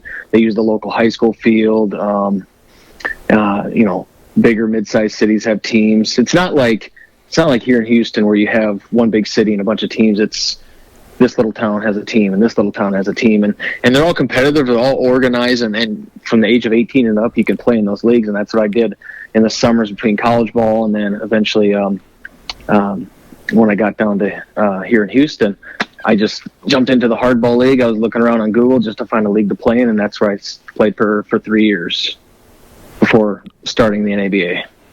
Interesting. What team did you play for? HHL, you remember? Yeah, I remember them both. I played a 30-plus league with the Legends. Oh, wow. Yeah, I don't. That was before my time. Well, the Legends, I don't remember the Legends, but I know the Legends are in Wow. now in 40. Then they weren't. Then they weren't true to their jersey name, the Legends. Well, nobody remembered. That, right? Exactly. No, but I think they moved up to the 40 and up now because they were trying to get they were trying to get me to play like, hey, and I thought it was a cool name, like the Legends, you know. And I was like, but it just it's a lot slower, and I when I played a couple times, I just couldn't do it. So in 2013, 14, whenever it was you played, they were all 30. So now they're 40, and that's why they moved out. That's what you're saying? Yeah. It was 1 year with the Legends, and the next 2 years I played with the Lookouts, and that was in the Open Division. Oh, okay. Oh, yeah, I remember the Lookouts. Yep. Yeah, that's cool. Yep. So you started N.A.B.A. 2015. So what gave you the motivation, you know, after playing in these other leagues, you know, wanting to start your own? Yeah, you know, just playing in the hardball league for a couple of years. I mean, it was a good league, but you know, being around those teams for a couple of years and interacting with other players on other teams through the games, you know, people certainly had a lot of ideas and complaints about the leagues and things that should have been better. And then from my experience playing town ball back in the Midwest, and then playing club ball at Iowa State, because I was one of the officers of the club, where we helped run the team, and we helped schedule all the travel and do the game schedules and tryouts, things like that. I already had experience doing all that stuff before, and a lot of the things I took were from the town ball leagues back in the Midwest. And I just thought, you know what, there's a lot of things that I would do differently if I ever had the chance. I mean, how many times have we ever said that to ourselves about our jobs or other things in our lives? You know, if only we had the chance to do it over or do it differently, how would we do it? So that was my idea when I started the N.A.B.A. It was, first thing, you know, make things more predictable and consistent. That's why I started with the Sunday League, and then we started with the Saturday League. And it's just a lot easier when guys know that every Saturday and Sunday there's a game, and you can kind of plan your lives, personal and professional, around that, instead of like it was in the 3 years I played in the hardball league, where you'd have a game on a Monday night, a Thursday night, and the next week it'd be a Wednesday and a Tuesday, or a Wednesday, Friday, something like that. And, you know, and admittedly, after work, depending on the traffic, if it was a game somewhere down in Mason Park, I would try to talk myself out of going down there, because I just didn't want to sit in traffic and drive all the way down there. So I thought, you know, there's got to be a way where we can make this more predictable and consistent, and then guys make every game. That's interesting. I like that. That makes sense. That does make sense because I mean it's because I still play HHL, and yeah, it does. You just don't know when you're gonna play, and then you're getting out at 10 o'clock. And I used to live in Katy, and that was a drive. Like there was no parks next to us, unless we played at Faith West. But that really didn't happen. And man, driving all the way back home, and then going to work the next day. Yeah, definitely did make it tough. So yeah, I think that's a I never thought about it that way, but that would make sense now that you explained it. Well, it's just like capitalism, right? You find something and you say, hey, I think I can do this better, and then you do it. That's capitalism. That's why everything gets better. Yeah, for sure. And I think that's what I think. That's one of the reasons, definitely I wanted to have you on our podcast was because, to see that side of it, right? Because a lot of these players sometimes, I almost want to say, man, if you think you do better, then do it better. But you can't. It's a lot of work that goes behind the logistics, getting the fields, getting the rain outs, and all this stuff that goes behind it that the players just don't understand or don't appreciate. Right. You know what I mean? So it's I could tell you this as a player. And as a manager from on my job, it's kind of annoying when I see players just kind of complain and not really offer solutions or try to make things better. They just want to complain, It gets a little annoying. Yeah, and the other thing, is quality of play and quality of time, and that's one of the things I was thinking about when I started the N.A.B.A. was, I want to make this a place where it's quality for the money and the time you're spending here, because you're spending both to come out and play, whether it's a Saturday or Sunday. You're spending your time to be here, you're spending your money. And it's more than just your player fee. It's equipment fees, and it's the gas money and things like that. I mean, and it's time away from your family. So if we're going to do it this way, let's make sure this league is high quality where it's worth guys' time. The retention rate is high, because even in my 3 years with the Hardball League, I mean, I had many times where it was fun playing, but there were also those times where, like I said, I would talk myself out of going to games where I just didn't want to drive that far to a field. It'd be that late on a weeknight, getting home late and then going to work the next day. And I thought, that's not very good quality for my money and for my time. So I thought there's got to be a better way to do this. So that's why we did the weekend play starting off with, and, kind of adding other things to the league to bump up the quality. That was the All-Star game at Constellation Field, finding good fields to play at. And along with the consistency of playing every Saturday and playing every Sunday is, can we play all these games across, 1, 2, maybe 3 fields for spillover purposes? I mean, can we keep that consistent as well, where you're going to the same field every weekend? Yeah, that's true. That is true, because we do have a few fields and trying to keep the, especially this season that we grew, 14 teams. It's trying to figure out who's going to play where and at what time and kind of trying to squeeze that in. So yeah, I could definitely see that. But there is some consistency. Like I agree. Like I tell some of these guys, hey, we're going to play Saturday, and the schedule is out. Sometimes it'll vary a little bit, but I said, you're going to play Saturday, so just make sure you free up your Saturdays and figure out what you're going to do. Clear your schedule for the next 13 weeks. Every Saturday, you have a game, or Sunday. Yeah, but in between game and drive time, you can probably, depending on how far you're driving, you can probably block out about 4 to 5 hours. So pretty simple. You can plan your personal life around that. So the N.A.B.A., right? So that's a national thing. We're in the Houston chapter, I guess. So did you have to reach out to that national organization and talk to them about bringing something into Houston, or was there already something in place and you just took it over? Nope, there was not something in place currently when I took it over. There was, I should say, a N.A.B.A. league. I want to say well over 10 years ago. Somebody had a league and it just kind of died off. Nobody took it over when that president at the time, I guess, stepped aside or decided not to run anymore. He had nobody to hand it off to. So it just died off, and eventually I reached out to the national office, which is in Denver, Colorado, and just asked them what I needed to do to get a league started here. And they, of course, give me the steps, like, do this and do this and this. And it's real simple as far as what they ask you to do, because it really comes down to, can you get fields? Can you secure those fields?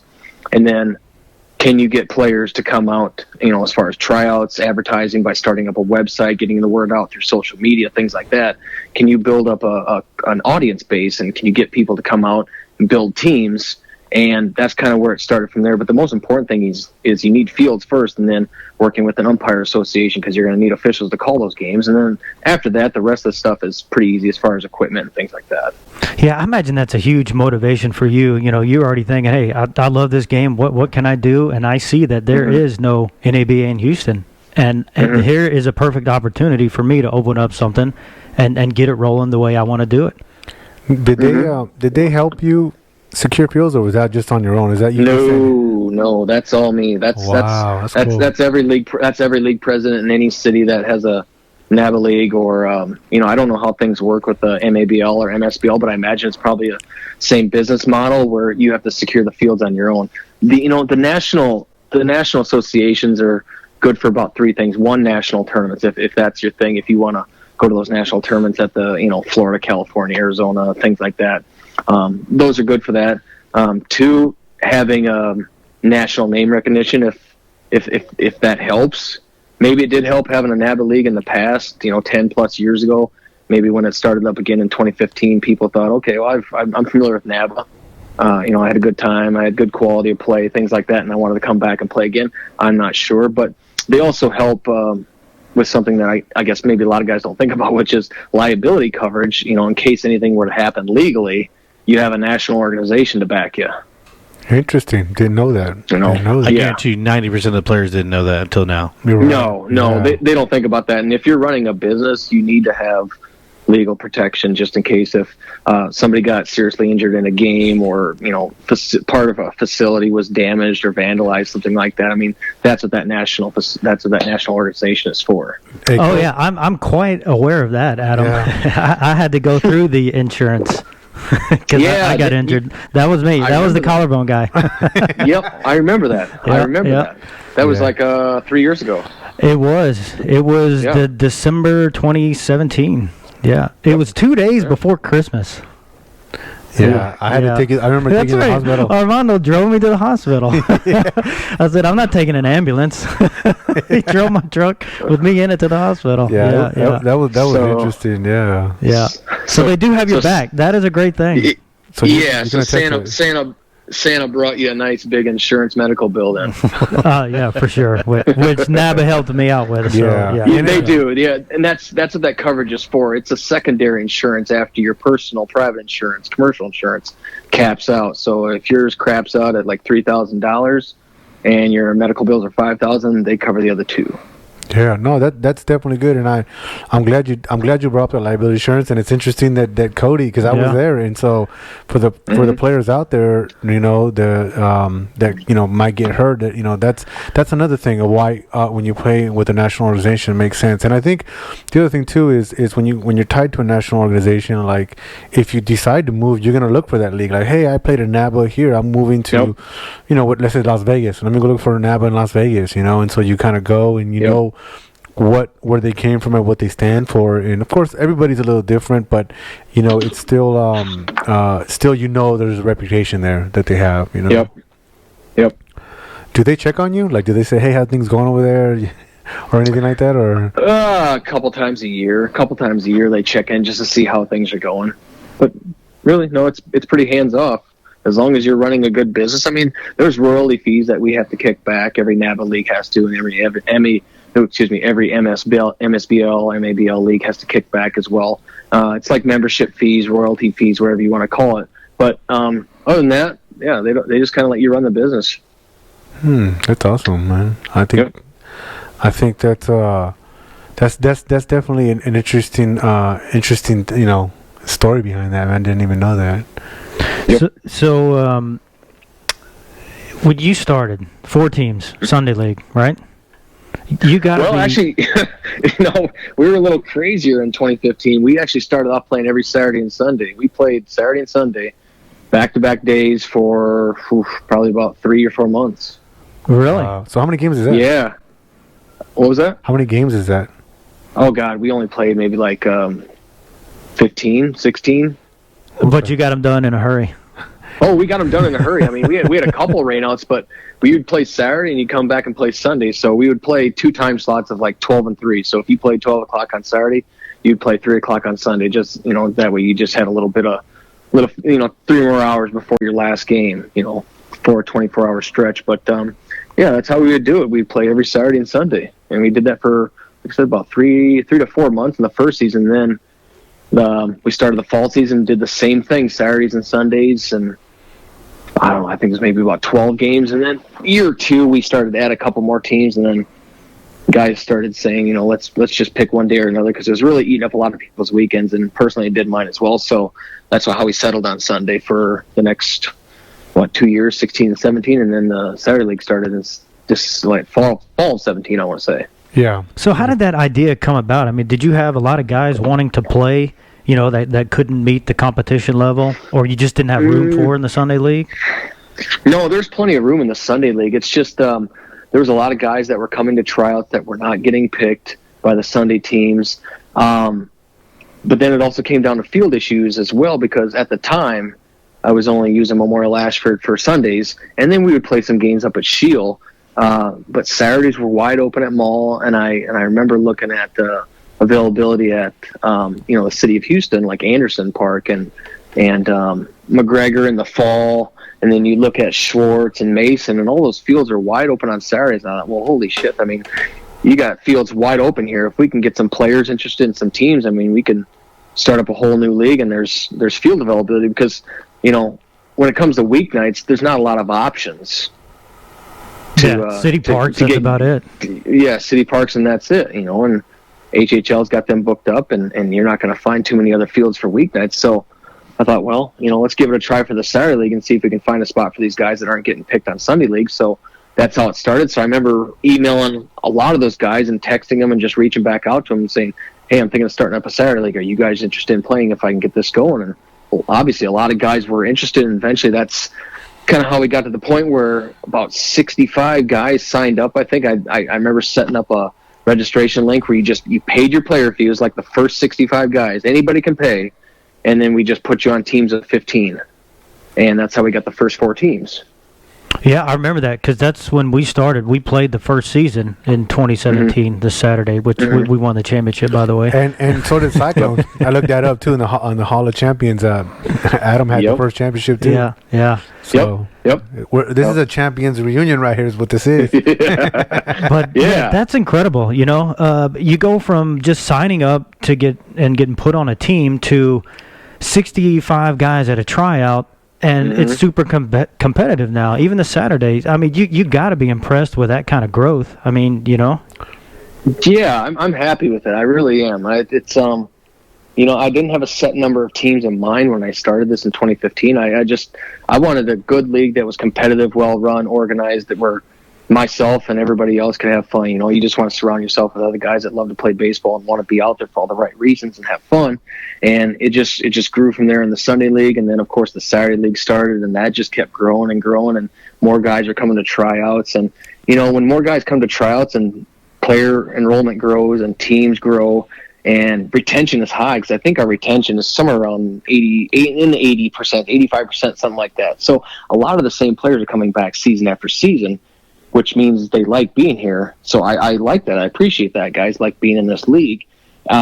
So now I want to give them more things in this league, quality-wise. Can we do more things? Can we do some cool things, to kind of spice it up and give them more reasons to stay here? Yeah. So that's why that's the All-Star games. Past season we did the home run derby, things like that. Now that you're aware of it, you can see at Memorial Ashford, live streaming camera was installed now, so we can start live streaming games, and we can offer that back to the players as well. Yeah, there's definitely a lot of value that you've been putting into it. I mean, like Cody said, we started here in 2017, and I know Ronte Jackson, which was I think our first or second episode, but Ronte, he's the one that was getting me to come over to N.A.B.A. He's like, hey man, come on over, you like it, it's good competition, Sunday you'll do well, you're a good player, blah blah blah. And then he goes, we even have the All-Star game on Constellation. I'm like, really? I'm like, oh man, that's awesome, man. I mean, I think that's cool. I mean, it gives you motivation. And then he's like, yeah, we keep stats, we keep this, we keep that. I'm like, wow, man, that's awesome, man. Because you got the flip side, right? You got, hey, I think I'm doing well, or I think I'm doing bad, and then you look at stats, and the stats are facts, right? That's what you're going to point to. It's like, hey, I am doing well, or no, you're not doing well. Look at the stats. So that definitely brought me over and said, yeah, this is the way to do it. And it took me a season or two before I mustered up the courage to go to Sunday, but I like playing on both Saturday and Sunday. I mean, it's fun, and I have seen the league grow from how Sunday was more competitive, and then how Saturday is going to be more competitive itself. You know, so I can definitely see, the value, especially with the live stream. That just takes it up another notch. You know, that's gonna be cool. It's gonna be very cool. Yeah, and the thing about the stats, I know it can be, if you're not used to recording them, if you come from a different league or you just didn't really care about them before. I mean, it can be a little more work. I wouldn't say it's a lot of work, but it's really cool when you get to see the stats and you get to see them posted to the website, and you kind of measure yourself against your teammates and other players in the league and kind of see who has the most hits, home runs, RBIs, strikeouts, things like that. It's fun to kind of measure yourself against other players because, think about it, all of us played in high school, whether it's JV or varsity level, and stats were recorded then, and you kind of always looked at who was all conference, things like that. And if you had the chance to play in college, they definitely recorded stats. You want to see who is the better, pitcher in the conference, if you're a pitcher, a hitter, stats were always recorded. Then every one of us had baseball cards growing up, and you flip the damn thing over, and what'd you look at? Stats. Yeah, there you go. There you go. That's what, I mean. Well, that's why they made them. You get a few people, they made them for the gum. Yeah, because that stuff was great, huh? Yeah. For about 2 seconds, right? Yeah. Well, some guys, they won't care about the stats, and that's fine, but, a lot of guys do, and a little known fact is on the Sports Engine website, I believe if you go to your profile, there's not a widget on the website. I've tried to do this, and I've asked the web host if I can do something like this to show career stats, but you can actually go in there and you can actually look at your career stats year after year. So when you register through a link and you pay your fee and you're added to a roster, that's like timestamps. So any stats you accumulate for that team that season, you can actually go back and look, and going back to 2017, 2018, then it was summer and fall, and then 2019 summer and fall. You can actually look at all your stats from each season. Cool, that'd be dope. That's funny you mentioned that, because I was thinking that the other day. I'm out there in left field, just wandering. My mind is wandering. Picking flowers. Right, nothing's coming my way, and I'm thinking, man, I wonder what I am lifetime on this team. And I had that thought, that'd be great to have something, put everything together so you know what you're hitting lifetime. No, but you know what, and that's true, man. I mean,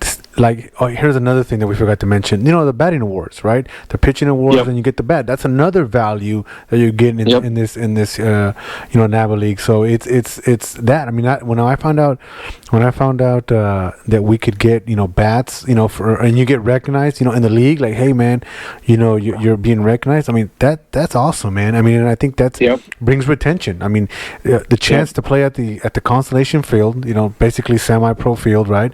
And then you got you can, if you do your stats so well, you can get a bat, and I think that's that's what we want. That's what some players want. And my pitcher on my team, Didi Tyler, he goes, man, I don't keep up with stats.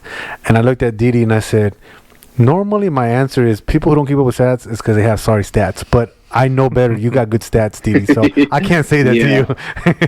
I can't say that to you, but I was like, but it's true, man. I mean, most of us want to keep up with stats. Yeah, and I think it's great how the iScore, it just kind of streamlines that whole thing. You don't have to sharpen your pencil and flip the book over and all that stuff. So, and it does it instantaneously, right? You just got to upload it. Just got to upload. You just got to hit upload and it goes. Yeah, and you sync it to the website. It pushes all the stats already and auto-populates them. You don't have to do any manual entering. Did you have that when you first started the league, or was that afterwards? No, we started using iScore, I want to say 2018, because 2017 and 16 we used Game Changer, because at the time, Sports Engine, which is the web host that the league's website is run by, they had a partnership with Game Changer, so we used them in, I believe it's 16 and 17, and then 18 they cut that partnership with Game Changer and started with iScore.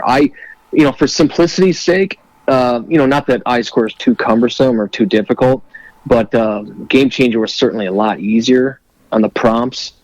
I would agree with But you. Yeah, I did. Yeah. I came from Game Changer too, and it was a little bit of a curve, but it's not bad. Not bad. yeah, it's not bad. I mean, if you've never done it before, you never used iScore before, it's going to take a couple nights to just dink around and play with it, and then maybe a couple games a couple games in, you get used to it and get the hang of it. But it's always good to have somebody else on the team that knows how to keep it as well. So when your chance to go take a N.A.B.A or go out in the field or do whatever, you can hand it off to somebody else, and that way they can keep the stats as well. Because I mean, I've been in the dugout before. I've handed off to somebody and they don't know how to record. Then you come back and we got about a third of an inning missing here. But even if they do know how to keep the book, that may not give them credit to think No, if that's that true. was a hit or not. Like man. a judgment call. Oh man, those are so crucial. Man. It's too bad, we can't face the thing and have it watch the bat and say, "Oh no, that's a hit." Well, I remember one time, me and Omar, somebody didn't do it right, or I don't know what happened, and he had the game recorded because we take the GoPro out there, and we sat there at I think Brick House or something, and we watched the game over, and I was recording it as it was going, and what's interesting is like when you're recording, when you watch it from a recorded play, it's on point, right? Because when it's happening live, sometimes it can get out of hand, right? That guy made an error, and then that guy stole, or that guy. I mean, oh yeah, because there's like 5 ways to do the same thing. oh yeah. And then because we do make errors, or because weird things happen, it's not straightforward, right? Like in MLB, it's like, all right, that was a double play, or that was a fly out, that was this, but it's like, oh, the guy ran on the throw, that guy stole on the error or whatever, and it just. When you're doing it live, it just kind of can get overwhelming. But yeah, I think definitely adding the stream, it's just like, man, it just like you're just adding a cherry on the top. I mean, between and then I like how we're getting stricter with the jerseys. We all got to be in the same uniforms, because I think that makes us look real professional. I mean, you go out there and you look and you're like, hey man, these guys are on one team. I think the only thing we're missing is we just need somebody to step up and have a little jersey factory that just does for N.A.B.A. You know what I mean? That way we just order our jerseys from there. Hey, if somebody's listening, there you go. Well, we got Good idea. I think Corey Melton is a guy that dropped like 10 or 12 grand on a printer or something like that. So maybe he'd be, and he's got his t-shirt printing business or something like that. It's on the entrepreneur webpage. So, he's got some kind of printing business, but we definitely need somebody to step and do that. And I know it's probably not if you're going to do it just for the N.A.B.A league, it's not going to be a high profit business, but if you could just reach out to somebody within the league and say, hey, I need a couple jerseys here and there, and they can get it to you the next day, that would be great. But that would be to your point though, that's that rule around the jerseys will keep getting more strict, because it does look more professional, and I don't want this league to ever get to the point where we have to check IDs and we have to look at people's driver's licenses just to verify who's who, or I gotta create name tags for people, things like that. I just want you to have a jersey on and the number matches the name that's on the website, and then we can just go play ball. Yeah, I think definitely that's just another aspect of the game that makes us a little more professional. And that's, as a manager, that's what I try to drive to the guys. Say, hey, we need to look on point. I mean, we need to look sharp. This is why we need to do it, and so we all look legit. I mean, we all watch MLB. We all watch that and watch how these guys play, and I tell them, guys, why watch it when you can see it? I mean, when you can do it yourself. You know what I mean? Yeah. It's instead of yelling at the TV going, hey man, why don't you do that? Well, why don't you go up there and do it yourself and see how hard it is? You know what I mean? It's not that it's easy. I mean, I'm sitting here we're watching the World Series, got the World Series on right now, and it's like you watch some of these guys pulling these clutch moments that they're sitting there and they get that base hit, or they drive that extra run that you're like, man, I wish I get that opportunity. I wish I can come through like that person. And that's what N.A.B.A, these amateur baseball leagues allow you to do. You're going to talk the talk and walk the walk. Yep. So with the live streaming, Adam, are we going to be able to call New York or call you for instant replays, or what's going on? There'll be no calling of anybody, I guess. You're gonna have to just ask the umpire a little more clarification on his call, or maybe ask for an appeal to get it overturned. I don't know, but that's about the extent of it. But from the live stream, it is pretty cool. I tested it out this weekend. Stuart had a look at some of the live feed that we had as well. I think he's looking at his phone. during his Cyclones game on Sunday. But I was watching it. The quality is really clear. For as close as the camera is proximity-wise to home plate, it's probably about, say, maybe 25 feet from the home plate, which is really close.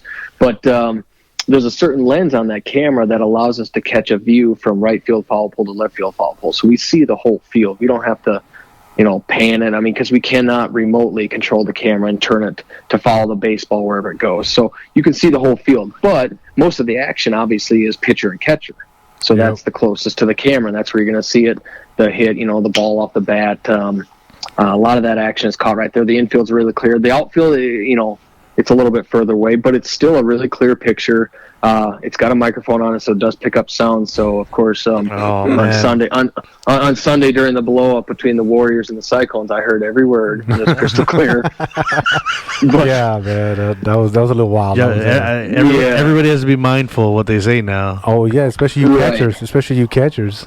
That's not going to slow many people down, though. In the heat of the moment, you're going to let it fly. Yeah, for sure. But, it's one of those things where, it adds another value, and then even the slides at home, right? You get it, you go into that for that extra base, and the outfield throws it in and try to hose you out at home. That's gonna be really cool, some really cool shots. So I'm really pumped up about that. I think Stuart sent me over the two home runs by the Cyclones, of course. We're gonna advertise to other people. We don't want to make it seem like it's Cyclone TV, right? right. Yeah, it's not Cyclone TV, but. So how's this going to work? Is it a service that anyone can just log in and watch these games for the live feed? Yes and no. As far as a live feed, the link will be embedded into the website. So when it's streaming from the camera, it'll go right onto the website, and then they can watch it. Now, when I say people, what we're going to do is this is going to be offered at no cost to the players that are currently in this league. So if you're a full season paid player, you're going to have access to this, and you're going to have access to it live streaming, and you're going to have access to it on demand. So after the game ends, after these recording end, I'm just going to upload it up to the website. It's going to take some time to upload it. It's each game's about 6.5 gigabytes, so it's a pretty big file size, so it's going to take some time for me to load them. But when they are loaded, you guys can go back, and it's going to be on a page where you have to log in with your username and password. It's the same one as your website, but like I said, it's going to go back to guys who are full season paid players. You're going to have access to it because you guys are. This is my way of Stuart and my way. That's our way of giving more value back to the guys that are paying their full player fee and staying in this league. That's what the whole idea of the live streaming was all about, is another way to enhance your experience within this league. So that'll be for you. For per game players or friends and family that want to watch, there'll be a small fee just to watch, per game, because this did cost quite a bit of money to get this up and running. Yeah, and that's the other thing. That I'm glad you put out there, because the last part, costs, time and money. Because, I think you and I had talked about it a while ago, like, hey, what kind of camera should you get, this and that.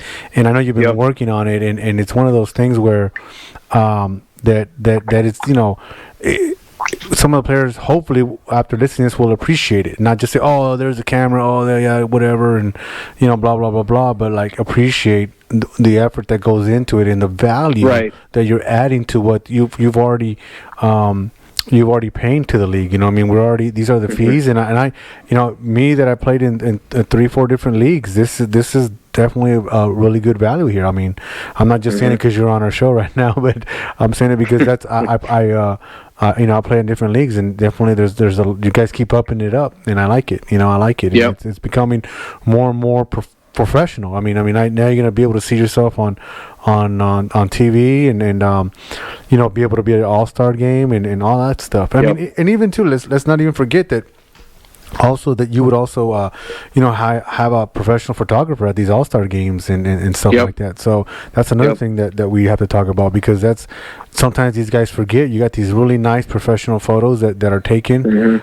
Tony, right? Tony's the one that, is it Tony? Yeah, Tony. Yep. Tony Martinez. Yeah, Tony Martinez. Is out there taking those photos, and people I'm gonna say maybe some people take it for granted. I'm not saying everybody, but hopefully these guys listening will understand that. Hey, man, that costs money and time, and you're just trying to add value to the league. So I think that's cool. Yep. Yeah, it's a great product that you got here, and it just like you said, it adds value, and you saw a market for it, and you delivered, and I think it's doing well And exceeding it too. Yeah, man. absolutely. I mean, like you keep setting every time you keep setting the bar higher and higher. Like Chito, how was N.A.B.A? I mean, Reno N.A.B.A. I mean, how does this compare? It's definitely a little bit more organized than it is up in Reno. Over there, I mean, the field was pretty badass. We played next to the Reno Aces, so it's like playing next to Constellation Field. So I mean, the maintenance people took care of that field just as well as they did. Oh, cool. But as far as organization, it's a little bit better. Cool. Because when I played in Reno N.A.B.A first, and then when I heard about N.A.B.A Houston, I was like, oh, I'm gonna go back home. Like, why am I up here? Like, I'd rather just go back home and playing back at the house.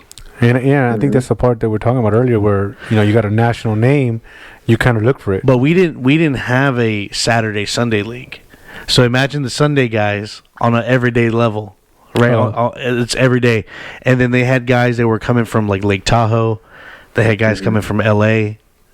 So just weekends? Yeah, just Saturdays. Okay. Yeah, just Saturdays. But I mean, some of the guys were like the way the Sunday guys are. Low to high 90s, or excuse me, high 80s to low 90s. Like it was a good competition there. Like every Saturday. Like there was no. It's like anybody could win, right? It was anybody's game. So yeah. I was glad to see the league name change. To the Saturday and Sunday. Yep. I think that was a good call. We had actually discussed that even before you made that decision. Because, like I said, Saturday, it's getting more competitive, and then I know Sunday you guys only play one season, and there's a lot of crossover. You see a lot of guys playing in the Saturday league that also play Sunday, and vice versa. Yeah. Yeah. Yeah, it's definitely a lot of crossover, and it's, I kind of wish the last All-Star game would have went a little better, a little more closer competition. Hey, man, we were coming back, man. That's what losers say. But I wish it was a little more competitive for the Sunday League. But of course, too, the Saturday League had just played the championship the day before, so we obviously were missing some key players that could have been there. I don't know if it would have made it better or worse, but definitely we were missing some players there. But still, it was cool that we did it. That was the first time that you guys did it, and I think that was kind of cool. Saturday versus Sunday. So I definitely liked that. Yeah, I thought it was a good change of pace from the past years when we did the All-Star game out there. It was just Saturday versus Saturday and Sunday versus Sunday. And with that, along with that name change from Saturday League, it was because the gap is closing on the talent from the Sunday League. So, I thought, well, we can't really call it Intermediate League anymore, and it just keeps getting better and better, and there's more teams and more players. And then eventually when it came up to this year's All-Star game, I thought, you know what? Let's give it a shot and see how we do. Let's see how Saturday does versus Sunday League, and it was competitive. I understand there for a while. For a while, it was like the score doesn't necessarily reflect exactly what happened with the game. Yeah, because it was at times was close, but it was fun, and it's interesting too because a lot of players that I know are very very good players. Weren't having very good games, and sometimes it's the pressure of the stadium, right? Like people want to act like it doesn't get to them, but it kind of does get to you. That's a big stadium. If you're not used to that, that's a big stadium. Well, also too, the Sunday guys had a bigger fan base than we did. Oh yeah, dude. So that we were getting booed. So they were the home team. That's what you're saying. Well, and that's the thing, man. When I'm playing on a field like that, and the other team has that kind of crowd, you kind of appreciate these MLB guys. Like you got what I don't know what is a stadium like? What is the 42 to 50,000? Yeah, you imagine 50,000 people screaming at you and like watching every little play you make, and if you make a bad play, they're booing you. Like it's crazy. I like it, dude. It is, but I mean, we played it on a small level. I know you probably didn't enjoy the long backstop. I did not enjoy the long backstop. That was not fun for me. was not Yeah. fun for me. So Adam, did you ever get to pitch there? I know, because I know you played. Yeah. Oh, did you? Okay, cool. 'Cause Yeah, I did. I got to pitch there for 2 All-Star games, and then there was a tournament that was back in 2017. It was in February of 2017. It was over the weekend of Saturday and Sunday. Actually, it was Friday night, Saturday night, and Sunday. Play at the Plate. It's a national organization, and what their business model is basically they play tournaments and they travel around through across the country, and they play at different minor league ballparks, MLB ballparks, or any kind of historic ballparks. And that's all they do is just tournaments. And so they came to Houston in 2017, and they had a tournament there at Constellation. I remember talking to the guy who runs that business, and he tried to get it at Minute Maid, but Minute Maid was a little too expensive, so they had to settle for Constellation. I'm sure Minute Maid's retainer is a little bit more expensive than Constellation. Yeah, it's a lot more expensive. It's almost 10 times the cost of what Constellation is. So right. But yeah, nevertheless, it's a professional ballpark. It's by far the best field I've ever set foot on before. And you're right. I mean, you get a little nerves when you're out there playing. You're taking an at bat, or you're in the field, or you're on the mound. It's kind of cool. It's a cool feeling. And that was just a day game. Imagine if we played at night. Oh, no, dude. Yeah. I know. I had an opportunity to pitch there at night, so it's a little bit more stressful at night. No, it is. Well, it's like I think this last season we had a game on. Saturday League had a Friday night game, and you were under the lights. Yeah. And I was like, "Hey, man, I think I remember. I don't know if you remember, Adam, but I was like, "Hey, if we can get an opportunity to play on a Friday night, that'd be cool, man." Like I kind of, it just felt different. Now it felt different, obviously, because we won too, right? Like if we would have lost, that Friday would have sucked, but we won, so it was enjoyable. It was under the lights, and it was cool. So, again, we're all older, and so it's just us, kind of. Having fun as adults, having a game, being competitive, and definitely make it a very good experience. Now, let me ask you this: when was it a weird conversation, or when you went to Constellation and said, "Hey, man, I want to rent out your field," or is it a normal business for them to have organizations rent out their field? It was normal business to them because they already have a lot of high schools that come out there and play games, and they've had college teams go out there and play games before. And I think, I don't know if Hardball League had ever been out there before. Maybe they had, I'm not sure, but they certainly weren't afraid of having an adult baseball league come out there. They weren't afraid of, anything, I guess. I mean, whether reputation-wise is bad or good, but they were fine with it. But I guess as long as you're going to pay the tab and not break anything, I think they're fine with letting you come out there and play on it. Yeah, for sure. Well, shout out to the Sugarland Skeeters for letting us play, man. Yeah. No, that is cool, man. I mean, I definitely look forward to it every year. To play on that field, because it's just an awesome, great. Like, I mean, if you're an infielder, you blame the infield, right? Hey, man, I took a bad hop. Well, there's no bad hop necessarily there, right? and if you're a pitcher, the mound. Well, the mound's like perfect. The batter's box is perfect. Well, see, the thing about the pitcher's mound, and Adam can contest to this, that it doesn't have a dip in front of the rubber. It is completely solid. You know what I'm saying? It's even with the rubber.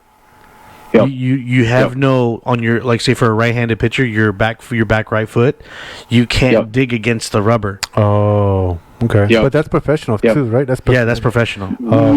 They use a different type of clay to build that mound, construct it, and then repair it. It's more of a black clay, and it's harder. So I mean, that's it's hard for you to dig in deep and really push off that rubber. Yep. So more respect to major league pitchers that don't have anything to dig deep on. Yep.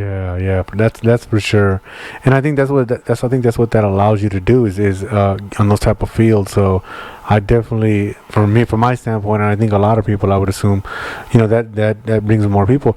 The other thing that I think you do very well too, Adam, is that you advertise on social media. I mean, that's how, I see you guys everywhere on social media. As far as the tryouts, you send out the emails, and then you're on Facebook and Instagram saying, hey man, this is what we got going on. So I definitely think that adds more value to the Well, that's good promoting. I mean, that's you got a huge online presence, and that's just going to help your business out. Yeah, heck yeah, man. I mean, that's why we have like 60, 70, 80. Well, I don't know if we got 80, but I know we had 80 signed up. I think 60 showed up. But well, when you're filling up spots, and hey, hurry and sign up before it closes. I mean, that's when you get that sense of urgency. Yeah. No. I want to know when the N.A.B.A World Series is going to happen. When we get to travel against other states here, Adam. Ooh, well, well, they do have a N.A.B.A World Series. I mean, if you go to their website, they have them every year in Florida, Florida, Arizona. I think it's California. I think it's Florida. Maybe Florida is where the World Series is, the National World Series. But you guys are welcome to go. It's a basic buy-in. There's a team fee, and you pay it, and then you guys are good to go. Yeah, I was trying to get. Stuart to do it. I don't think he's interested, and I was trying to get Corey to do it because he's good at organizing people. But it's just I definitely like to travel and be able to do that and represent the Houston organization. But that'd be cool, man. Yeah, that would be cool. So I tell you what, though. I mean, certainly give it a try if that's what you want. But the guy that runs that Play at the Plate business, check out his website. That is really cool. And look at some of the past stadiums that they've played tournaments at. It's really cool. You can enter a team, or you can just buy in as a pool player and you get placed on a team. But they play at Major League ballparks. They play at Fenway. Imagine flying out to Boston and playing a Friday, Saturday, and Sunday series out there. I had a buddy of mine. He sent me the link to Play at the Plate, and they had, at the time when he sent me the link, it was to go play at Fenway. Oh wow! Yeah. And I was like, man, I would love to go, man. But like he said, it's either you get on a team or you do pool play, like you're a pool player. And I didn't see it feasible at the time for me to do it. It was like by myself. Yeah, no, it's kind of a risk too. You get on a. But they did Cooperstown. They played at Cooperstown. Yep. That was pretty cool. Yep. I like to play at something like that. Yeah, you're right. I'm glad you brought that up. I'll definitely, put it up on the podcast, a little thing up. But I definitely like to go play at something like that. Play at the Plate. I'm gonna have to remember that. It's expensive. It depends on where you go. Like his like the fee per player might be like $600 or $700 for the weekend. It's a lot of money, but he does customize packages where it's like something all inclusive to where this is what he did for Sugar Land. I don't know if he does this for every MLB stadium or every historical minor league stadium, but if it's just like the base package, you just want to go out there and play, it's this amount. But if you want to pay a little bit more, you can have a seat in the clubhouse where you have your own locker and you can get dressed there, and then you just go out to the field, take batting practice. And that's all part of your fees. And you're able to take batting practice. You're able to have the locker inside the locker room. That's your pretty jersey's dope, hanging dude. there. You get dressed there, and then you go out and you take BP, and that's for people that pay extra. So not everybody gets the BP aspect as well. You just go out there, show up, and play the games. But just gonna go hit some fungo on the side of the fence. Yeah, I was gonna say you can't do it. What's wrong with you? This guy. We all act like MLB players. That's why we play this game, right? Every Saturday and Sunday we're out there digging in and pretending, we are at Fenway or Minute Maid, and this just takes you there, takes you one step closer. One step closer, Dad. Yeah, I mean, I know. With Houston Harbor, we got to play the All-Star game at Minute Maid one time, and like you said, it's expensive, and man, it was strict, huh? All strict. Yeah. Remember? Yeah, you were there, right, Cody? I wasn't there, but yeah, I heard they don't walk on the grass. Yes. Oh man, they were so strict with that. It was the dumbest thing ever. But hey, I didn't care, man. I was like, man, we got to take BP at the bottom, down the basement. It was. I couldn't sleep the night before, man. I was like, I got there super early. Dude, it was cool, man. But that's what this. That's what N.A.B.A allows you to do every Saturday, man. You're in your jersey. Now you're going to be on camera. You're trying to get your spot into the All-Star game. And, I think that's what amateur baseball now offers now, right? I mean, if you look at like Adam was saying, 10 to 15 years ago, amateur baseball was just like he said, town ball, right? You just go town to town. Go to one farm town to another farm town. Now it's like, y'all played where? Yeah. And you were amateur and you're playing on the left field? And what the fuck? Yeah. I think times are different now. And for us, like, we're still relatively young, right? We're young players, right? I mean, to go play at Fenway or go play at Dodger Stadium. Oh, Dodger Stadium. You know what I'm saying? Oh, man. I mean, and all like Adam says, what? So for us as ball players, $600-$700 to go play at the field. Fuck yeah, I'll do that all day. But anybody else that doesn't understand why we still play baseball, they're like, fuck that. Yeah. I wouldn't pay that. That's stupid. Yeah. I was like, but you don't understand. Like, if the love for our game goes deeper than that. Oh yeah. Right. You know what I I mean? mean, and you only have a small time window of your life to actually do something like that. And there's guys at the Sugarland tournament that were in their 50s and they're like maybe the early 60s that are still out there playing. But just imagine if you're able to go to Dodger Stadium and play, or Fenway Park and play. No matter what age you are, but because eventually at some point you're not going to physically be able to do that, so you might as well just go out there and have fun and have the experience. Yeah, no, I agree. I think that's one of the reasons why, and I said it in one of the other podcasts, one of the reasons why I started doing some more tournament ball was because I don't know how long my body's going to let me to play, and I'm going to keep playing ball as much as I can. Till it breaks. And that's the oldest player I've ever played with, some guy in the 70s, which I was like, wow, I can't really complain in my 40s, and this dude's in the 70s playing. So I got to stay in shape. But the other thing that helped me change my mindset is, and I'll say this again, and I said it before, is like, these guys want to buy the A2000 gloves and buy these Marucci bats or what's that brand? What's the brand you got? Victus. Victus, $200 bats. Well, you got to throw that same money into your body, right? Whether it's strength training, whether it's massages, whether it's stretching. Cryogenic therapy. Yeah. Whatever you need to do to keep yourself going, because the older you get, the harder it is for you to recover. And when I see some of these guys that play one season with us, a lot of times it's because their body couldn't take it. Like that one Saturday a week, that one day a week, their body couldn't take it. They couldn't take it. It's like, hey man, I'm out, man. I'm this is hurting, that's hurting. You go all out the first 2 games, and that's it. And here's the thing. I've told them guys that. I'm like, hey man, look man, you're 30, right? You probably think you're young. I said, here's the thing, man. This is longevity. If you want to continue to play this game, it's longevity. So make sure you stretch. Don't go. There's no scouts in the stands. I know you want to. Your manhood's gonna say, "Hey, I want to throw." I used to throw 90 when I was in college or whatever. Don't do that, man. Take it easy. This is it's competitive, but take it easy, man, because it's longevity. You want to have fun with this. You don't want to be nursing some kind of like elbow issue or some kind of muscle issue because you just went too hard on the first 2 games, like you said, man. It's just tough, man. Yeah, then you lose out your entry fee. Yeah. We had one guy, Houston Harbaugh, that he's a lefty, man, and he threw pretty hard. He was in like mid 80s, and he had just turned 30, and we told him, hey man, take it easy. He didn't even make it to the first game of the season. He had to get arm surgery. Oh wow! Oof. Yeah, that bad, dude. That bad. So from that point on, I started telling players, hey man, I know you want to go all out, but just chill. Just chill. Well, it's just like catching, dude. Like when you go catching 6-7 innings and you got to go pitch another 3. That's rough, man. I never hear Ronnie complaining. He's like 55. I don't ever see Ronnie pitching. You pitch? I don't know that. Did you know he pitched, Cody? I vaguely recall an inning or 2. Man, I wish you would have said something earlier, man. I would have thrown you in there. Yeah, my ERA is like 15. You know what's funny? You know what's funny is you got catchers always want to be pitchers, but you never have pitchers want to be catchers. I'm just saying. It's a hard position. I respect it. I'm saying. Mm-hmm. I'm not saying anything. Hey, when's the last time you pitched, Adam?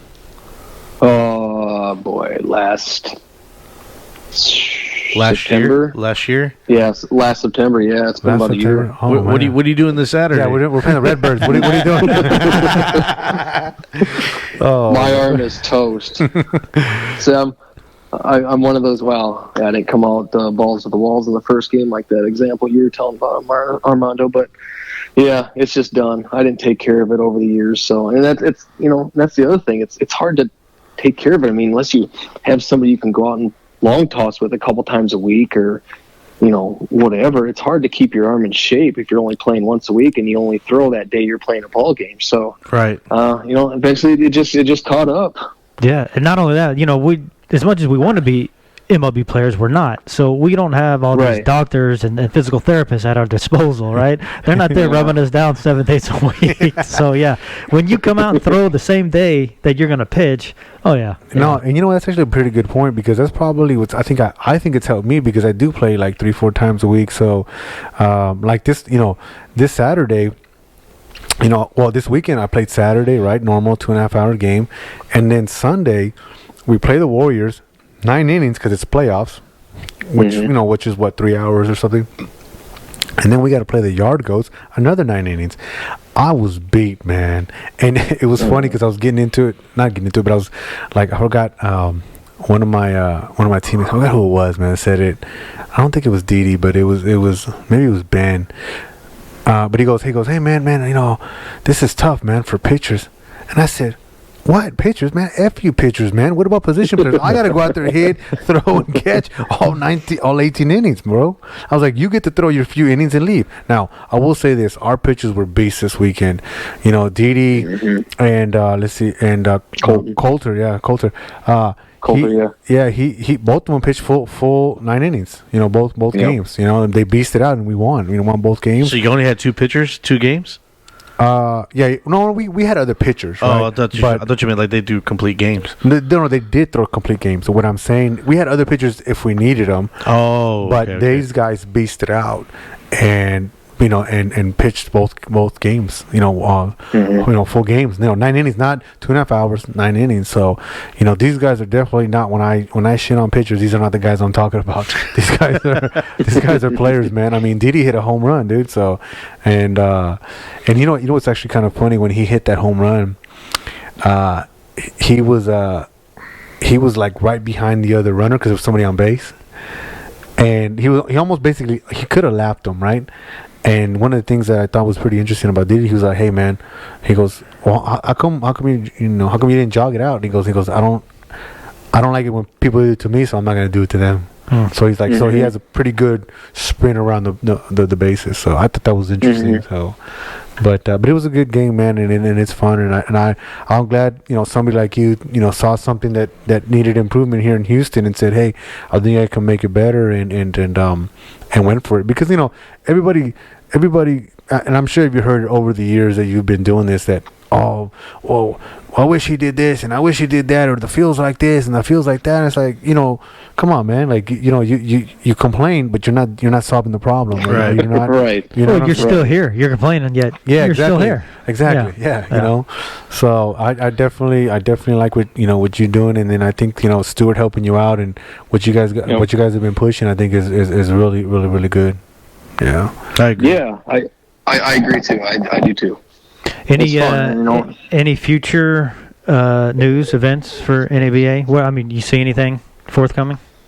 The only thing that's right in front of us right now is the live stream, and that's brand new, and the word hasn't even gotten fully out about that, but eventually it will. But right now we need to kind of perfect that and make sure that's a good, high-quality product for the players like yourself to take advantage of and watch those games as well. But that's the thing that's right in front of us right now. As far as things down the road, I'll kind of keep that stuff to myself. But, like a president does. Of course. Of course. Yeah. Well, that's myself. That's for episode 20. Yeah, right. Yeah, bring them back every 10 episodes, right? But for anybody out there that's listening who's not in this league, whether you're an individual player or you're a team, I would encourage you to come out and give it a try. If you know somebody that plays in this league, ask them about it, what they think about it, what they feel about playing this league, things like that. Because the way I see it, come out and give it a try. If you don't like it, if it's not as good as you think it is, or you've heard it is, or it's not as good as the league that you came from, you can always go back to that old league. But if something is better out there, you might as well go out and find it. You owe it to yourself to see if there's a better option. I've been to the other leagues, Adam. I played at almost every league here in Houston that's available. I'm banned from 2 of them. I don't know. You should be telling them that, man, because now he's gonna keep an eye on you. That was you're on the radar. Look, listen. No. I'm gonna tell you what happened. He just wrote your name down. No. I'll tell you exactly what happened. I was pitching, and when I stepped off the rubber, the umpire called it a balk, and he says you got to step off 6 feet from when you step off. I was like, what? I said, what are you talking about? And I literally said, what Cracker Jack box operation you running here? And that was it. Gone. Bye. 6 feet. Yeah. That must have been a social distance thing. No. This was in Deleon. Yeah. The Liga Deleon or Liga Obrera. Liga bro. And I got banned. I You think have to step off. You have to step 6 feet off the mound. If That's you do, that's exactly what the umpire told me. You'd be completely off the dirt. That's a hell of a stride. Exactly. And I mean, and then of course, some other things were said, and yeah, I'm sure other things were said. well, I was a little pissed off. Yeah, Yeah. I'm sure. And what's your point here? What? Anyways, so I like these leagues. I like Houston Hardball. I like N.A.B.A. I like these two leagues. I think they bring a lot of.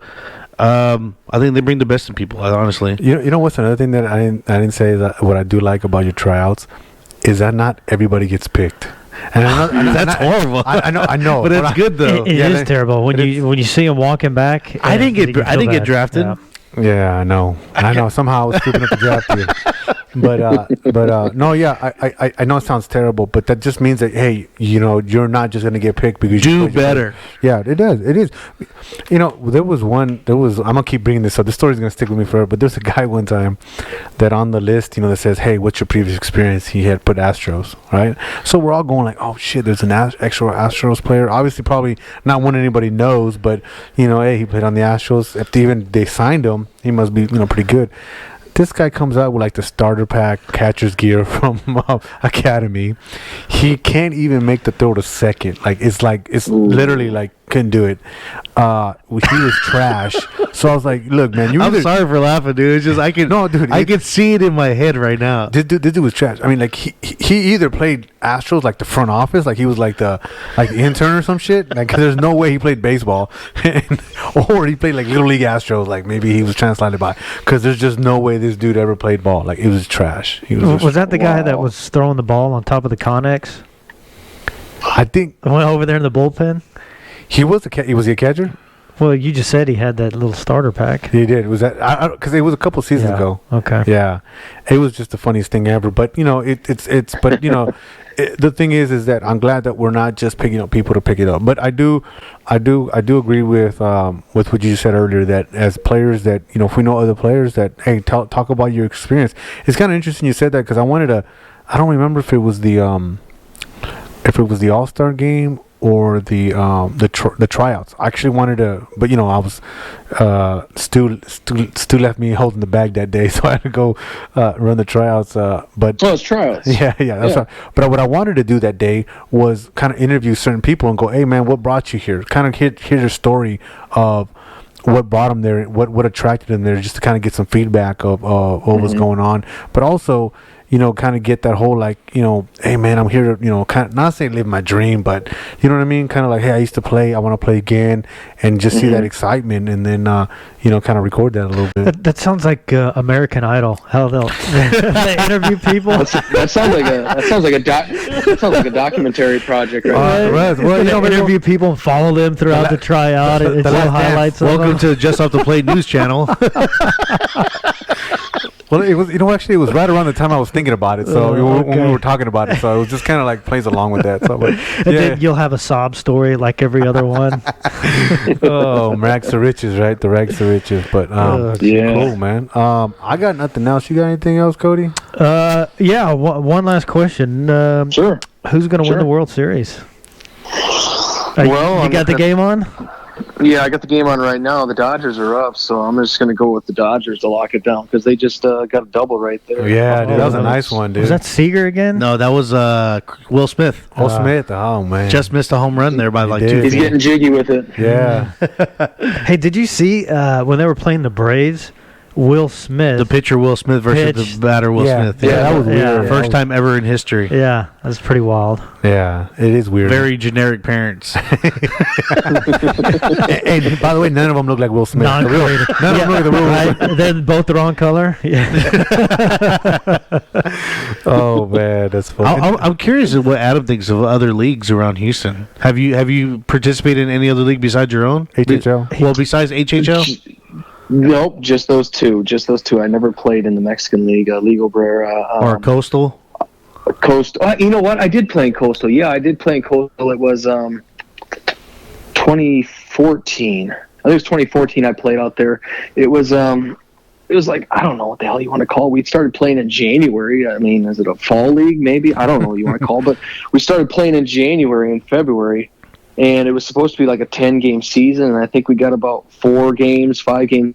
All of a sudden, all the players just started. There. Yeah, I think you cut out. I don't know if you walked away or.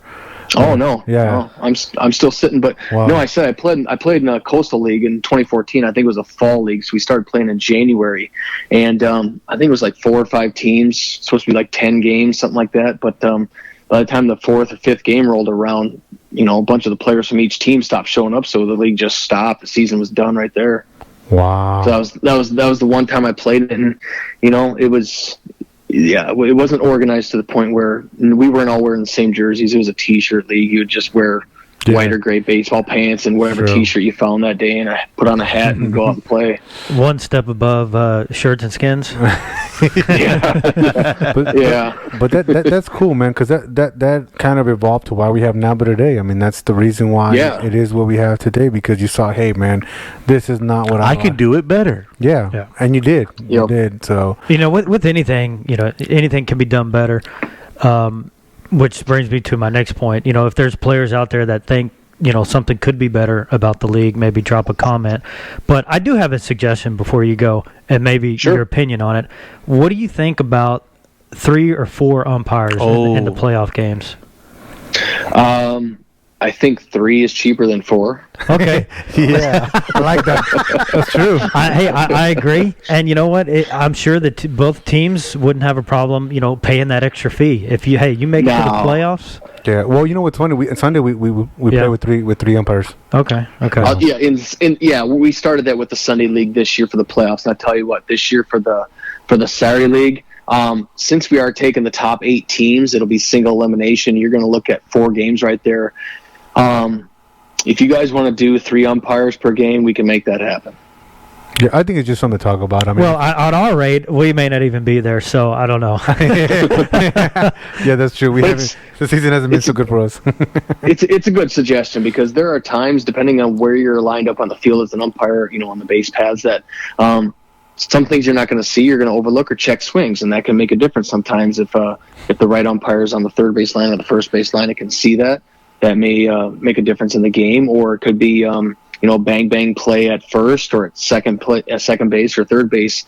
And the umpire has to run across the infield and get a closer view. So it does make sense to have 3 umpires out there in crucial games like the playoffs, where they are 9 innings and they are untimed, and your whole season's on the line. It's win or go home. So it does make sense, and if that's something that the players want and that adds more value to the league, then I'm happy to do it. Yeah, so you guys already do that in the Sunday league. That's great. I didn't even know that. Yeah. So you're on top of it, in other words. Yeah, but it is. You are gonna get those. You are gonna get the. But here's the thing: we had 3 umpires, and people were still not satisfied. You can have 10 umpires, and I think people were still not satisfied. You know what I mean? So it's understanding. Actually, I was reading. Trying to prepare for today's interview, I was actually reading the website, and one of the code of conducts of the players that you have on the website says about the umpires that there's human error, that they're going to miss some things, but you got to be respectful. And I think that's what we were trying to convey in episode 9 with having that umpire on there, Philip. Is that you have to respect them. I mean, they're gonna miss calls, just like we're gonna miss plays and stuff like that. They're not perfect. We're not perfect. And the jokes I make with the umpires is like, hey man, just look at it like this: that call you just made, 50% of people are happy with your call. The other 50% is not. That's all there is to it. And you just gotta live with it. And my thing that I tell players when they don't like a call, I'm like, are you going to argue the same way when the call goes your way? Are you going to argue, no, hey, I know you called him safe and it's my benefit, but you're wrong, umpire, he's out. So call my player out. You're not going to say that. So I think it's just, you just got to take the good with the bad. Hey, this time it didn't go my way. That time it went their way, and it is what it is. And that's how I personally cope with it, because have you ever seen, Cody, seen a player argue that shit? Oh, well, I've seen a player throw a ball and it was called a strike, and he argued that that's true. it should have That's been a ball and got thrown out.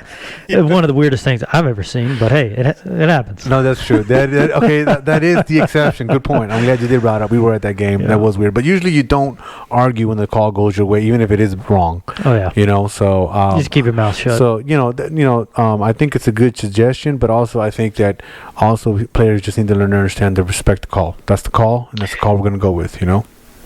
Yeah, there's definitely human error here. These people are human beings just like you and me, and they're going to get things wrong. They have bad days just like us in personal lives and professional lives, and and they just make mistakes, and that's just the way it is. And we've all been a part of games where a bad call is made, and it sucks at the time, but you just got to roll with it and get over it.